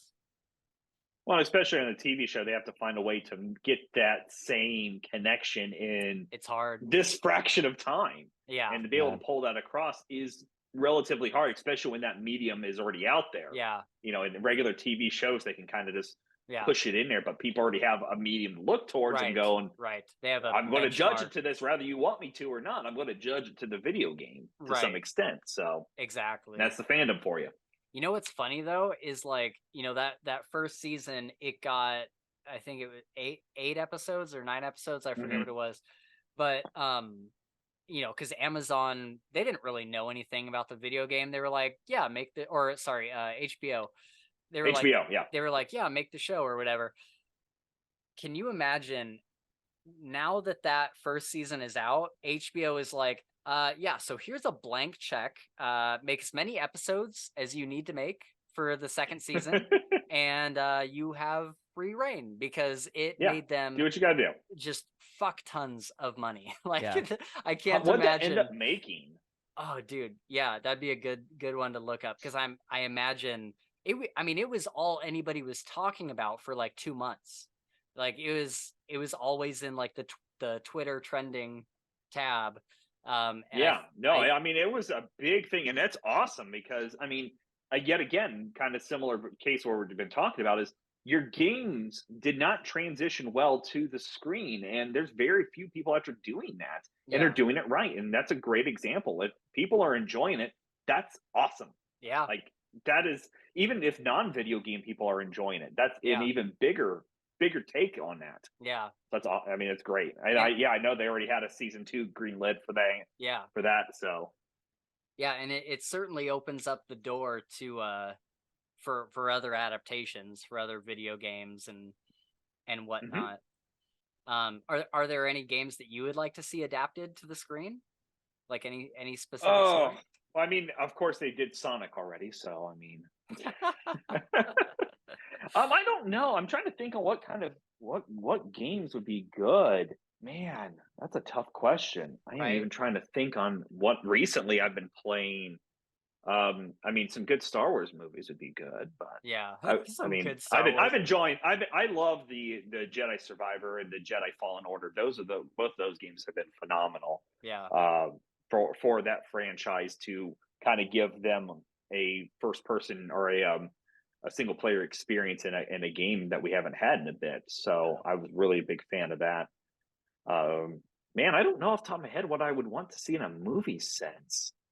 I'm sure there's a bunch that I'm not thinking of right now, but I would love like a video game accurate Tomb Raider, or Oh yeah, that'd uh be a good one. Days Gone. I love Days Gone. I think that would be a I really like good. Days Gone too. Yeah. There's a small subset of us on that one. Yeah. I I really really like that one. yeah, I love Days Gone. That would Um be a good series almost as well. You could do a oh, good that would be a great multi. TV series.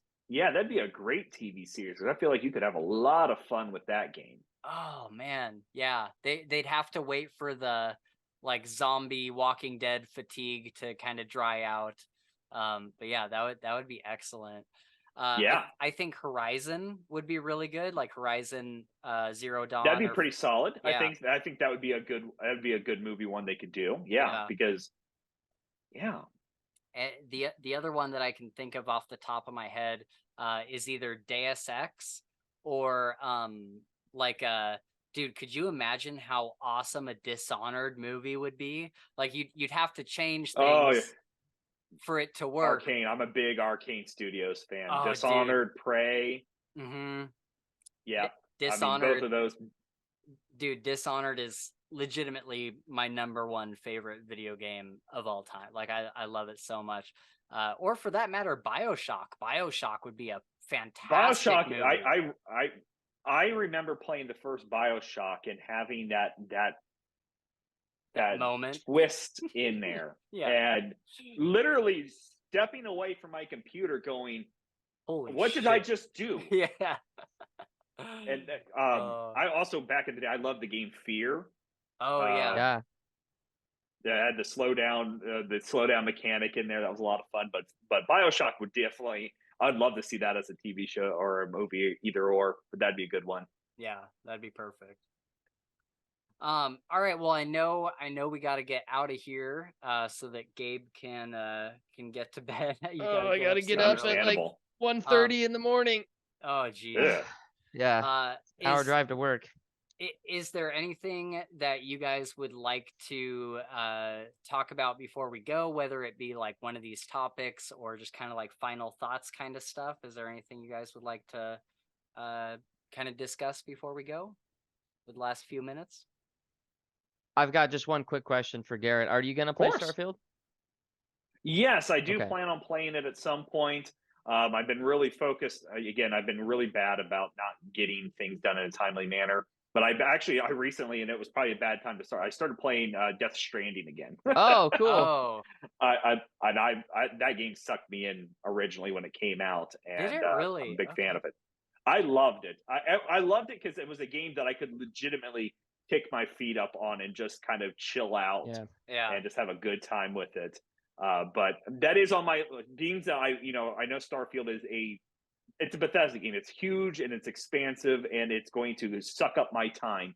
I wanted to finish up both Jedi Survivor and Resident Evil 4 before I jumped into that one, so I could put my full effort into it. But I do plan on playing it because I'm seeing a lot of good press about it, which excites me. Yeah, it's one of those games that I was hoping to do good, and with Bethesda's track record over since Bethesda, it's always a crapshoot on it coming out on how well it's going to be. But it looks like it did hit those marks pretty well.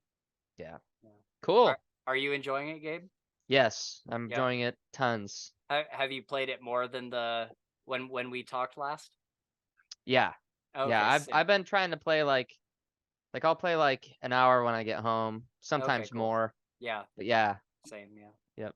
Good. Yeah, Starfield for me is there's a little bit of a mixed bag for me, I think. And I think this will be more positive than what you're expecting, Gabe. But I went into it kind of soured on it because a lot of the reviews came out and kind of showed that a lot of the stuff that they promised isn't exactly what the community at large thought it was going to be. Garrett, I don't know if you've seen stuff about hitting the boundary on each planet and having to load into and all that. And I think the thing that really upset me was the recycled points of interest, where basically they made 20 things. Like you have a weapons manufacturing facility and an abandoned mine shaft, and they have handcrafted things, but they only made so many of them. And so as you go out to multiple planets, you're going to see the same places. They keep coming back. Yeah. And I'm like, I think the thing that I really loved about Bethesda games, and I started with Morrowind. Morrowind is another one of my top favorite games of all time. And I think what Bethesda does best is their handcrafted content where you go into a dungeon and just by certain items laying in certain places, it tells you a story of what happened and all that kind of stuff. And so I was really bummed that Starfield, seemingly wasn't going to have a lot of that. And it does have that, and it's in its handcrafted locations, but there's a lot of procedural generation. And I think the video game industry is still a little ways away from the procedural stuff being perfect. Yeah, I would agree with that. But like I was saying, I made, I don't know if I would even call it a review, but walk through whatever the content I just did was. But I got through the first 4.5 hours, and I really wasn't feeling good about it. I was actually at the point where I'm like, I had been playing No Man's Sky right before hopping into Starfield. And I'm like, I honestly think I want to go back to No Man's Sky. I don't think I want to keep going with Starfield. But I got it on Game Pass. So luckily I didn't, drop all the money on it. Oh yeah. And so I was like, I don't know, I'll keep going for a little bit and see what else it has. And I turned off the camera, and it still kind of took me a while to really get into it. But I've been playing since Wednesday, I think. And just last night, I got to this point. I played for 4 or 5 or 6 hours yesterday. And I got to a point where I was like, okay, if I play this the way that Bethesda wants me to play it, rather than the way that I've played every other Bethesda game, I can have a ton of fun with this. And so I started getting into certain quest lines and kind of going through some of the faction quests and some other just random side quests, and going out to random space stations, and kind of keeping the exploration to a minimum and kind of following wherever the quest sent me. And I was having a great time with it. I got an upgraded sniper rifle, so now I can be my sneaky archer kind of build that I usually do in Bethesda games. And I have a companion that follows me around now. And so I'm having a fair bit of fun with it. And I think the interesting thing is I was grabbing lunch with a friend earlier, and I'm sorry to take up a bunch of time, but this will be one of the last things I say. I was hanging out with a friend earlier. We were grabbing lunch, and I was kind of like complaining about the game and like some of the things that I didn't really like, even though there was a bunch of stuff that I played last night that I did like. We were talking about it today, and I was like, yeah, there's like this thing, and I'm just kind of really disappointed in the way that they did this. But even as we talked about it, because he's playing it too, and he's telling me some of the stuff that he's doing, and as we're going through this, I'm like, there is nothing I want to do more right now than go home and play Starfield. And I'm just like, man, it's such a weird mixed bag where I can complain about it for 30 minutes straight, but still be craving to play it, but still be dying to go home and see what happens next. So for now, it's got me. I'm still, I'm not ready. Like, it's certainly not my game of the year. I think Hogwarts Legacy is probably my game of the year just because of that whole experience around that. Such a good job on that one. Yeah. But yeah, I don't think it's my game of the year, but I think that, if you play it the right way, it is certainly a very addicting and fun game for sure. Yeah. Awesome. Yeah. I'm excited. I'm excited to get into it at some point. So I'm looking forward to it. Yeah. Before we go, do you have a game of the year, or if it's not something that you're going to announce? For me, man, I'm definitely have to say that Hogwarts Legacy is going to be probably my top of my list right now. Yeah. To be able to hone in that world, in my opinion, almost to a T, it's perfect. Yeah. Almost like the combat's really good, the spell system, the quests, the interactions. The only thing I could really criticize is I wish there was a little bit more with the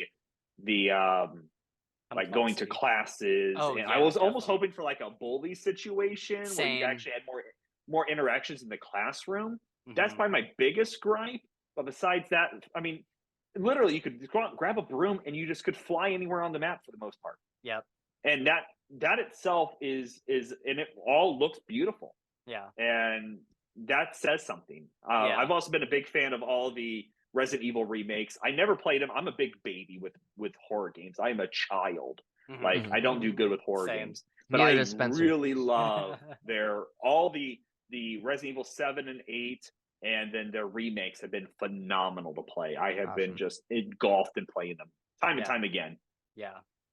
Yeah, definitely.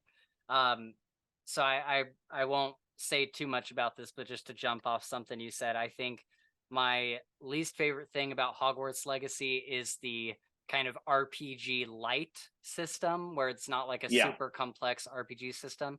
And then I'll second something that you said was the side quests. They weren't just like, run and get me 10 of these minerals or 10 of these like animal feathers or whatever. It's like full on stories, like legitimate. There was more thought put behind it in a majority of the quests that made it didn't feel like a chore. It made me I felt like I wanted to do the side quests. When 100%. I'm playing a game, I usually make the comment of, if you see me playing side quests while I'm recording, it's because I'm really enjoying the game. Yeah. And that just, to me, that solidifies that. If I'm just trying to blow through the game, it's like, yeah, it's fun, but main quest. If I'm going through and I don't want the game to end, and I'm playing the side quest and I'm learning more about the game, that's a great game. That's exactly what happened to me. Before we go, Gabe, do you have any game of the year contenders? Like any, not necessarily like released this year, but something you played for the first time this year that you're thinking might be like 2 or 3 possibilities? Yeah, it'd probably be Remnant and Starfield would be my 2. Okay. Well, and I guess Borderlands, like I played more of that this year. That's probably my favorite game ever right now. Yeah, for sure. But we've already played the shit out of that, so we can't really even play it anymore. Remnant 2 is definitely a contender, or the first Remnant. Yeah.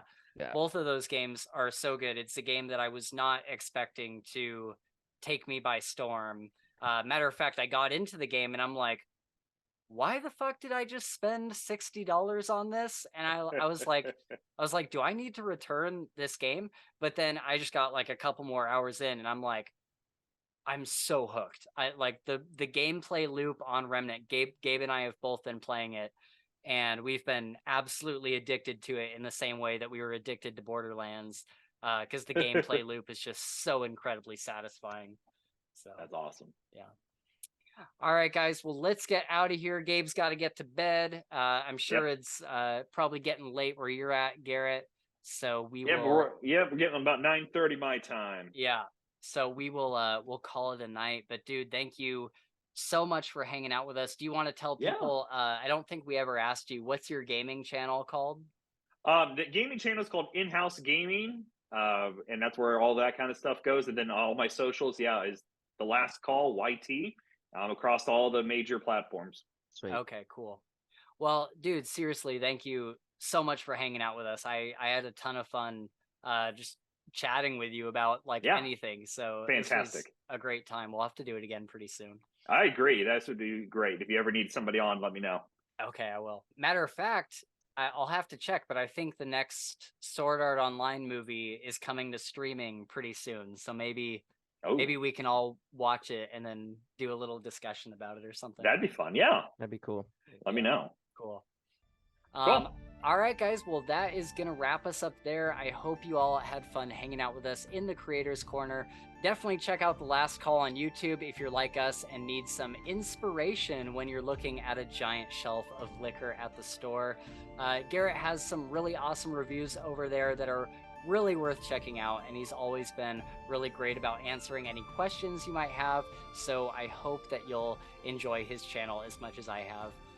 Coming up on the Fantasy Files here in the coming weeks will be some Brandon Sanderson books. I believe we're going to be getting into Warbreaker as soon as we hear back from Bookborn, so she can join us for that episode.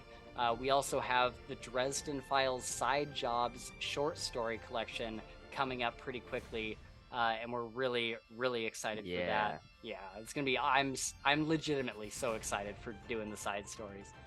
And of course, our first Potter Watch episode is quickly approaching. We're kind of getting our guests together for that first episode, doing the Sorcerer's Stone. Geez, I can't talk. Or the Philosopher's Stone, as they call it in the UK. So yeah, we're definitely excited for. I mean, I don't know about Gabe, but I'm really excited. I'm excited. Yeah, I love Harry Potter. Yeah. Yeah, I'm excited to talk about those. So yeah, those are all really fantastic top tier series, and I think that you'll love our content on them. Remember to subscribe and like, and as always, you can reach out to us on Twitter, Discord, or Patreon, linked below. Thanks for watching, and until next time, may your last drink of the night be the best one. All right. Woo! And a big shout out to our first Night Angel tier patron, Shad Zaman. Thank you so much, man.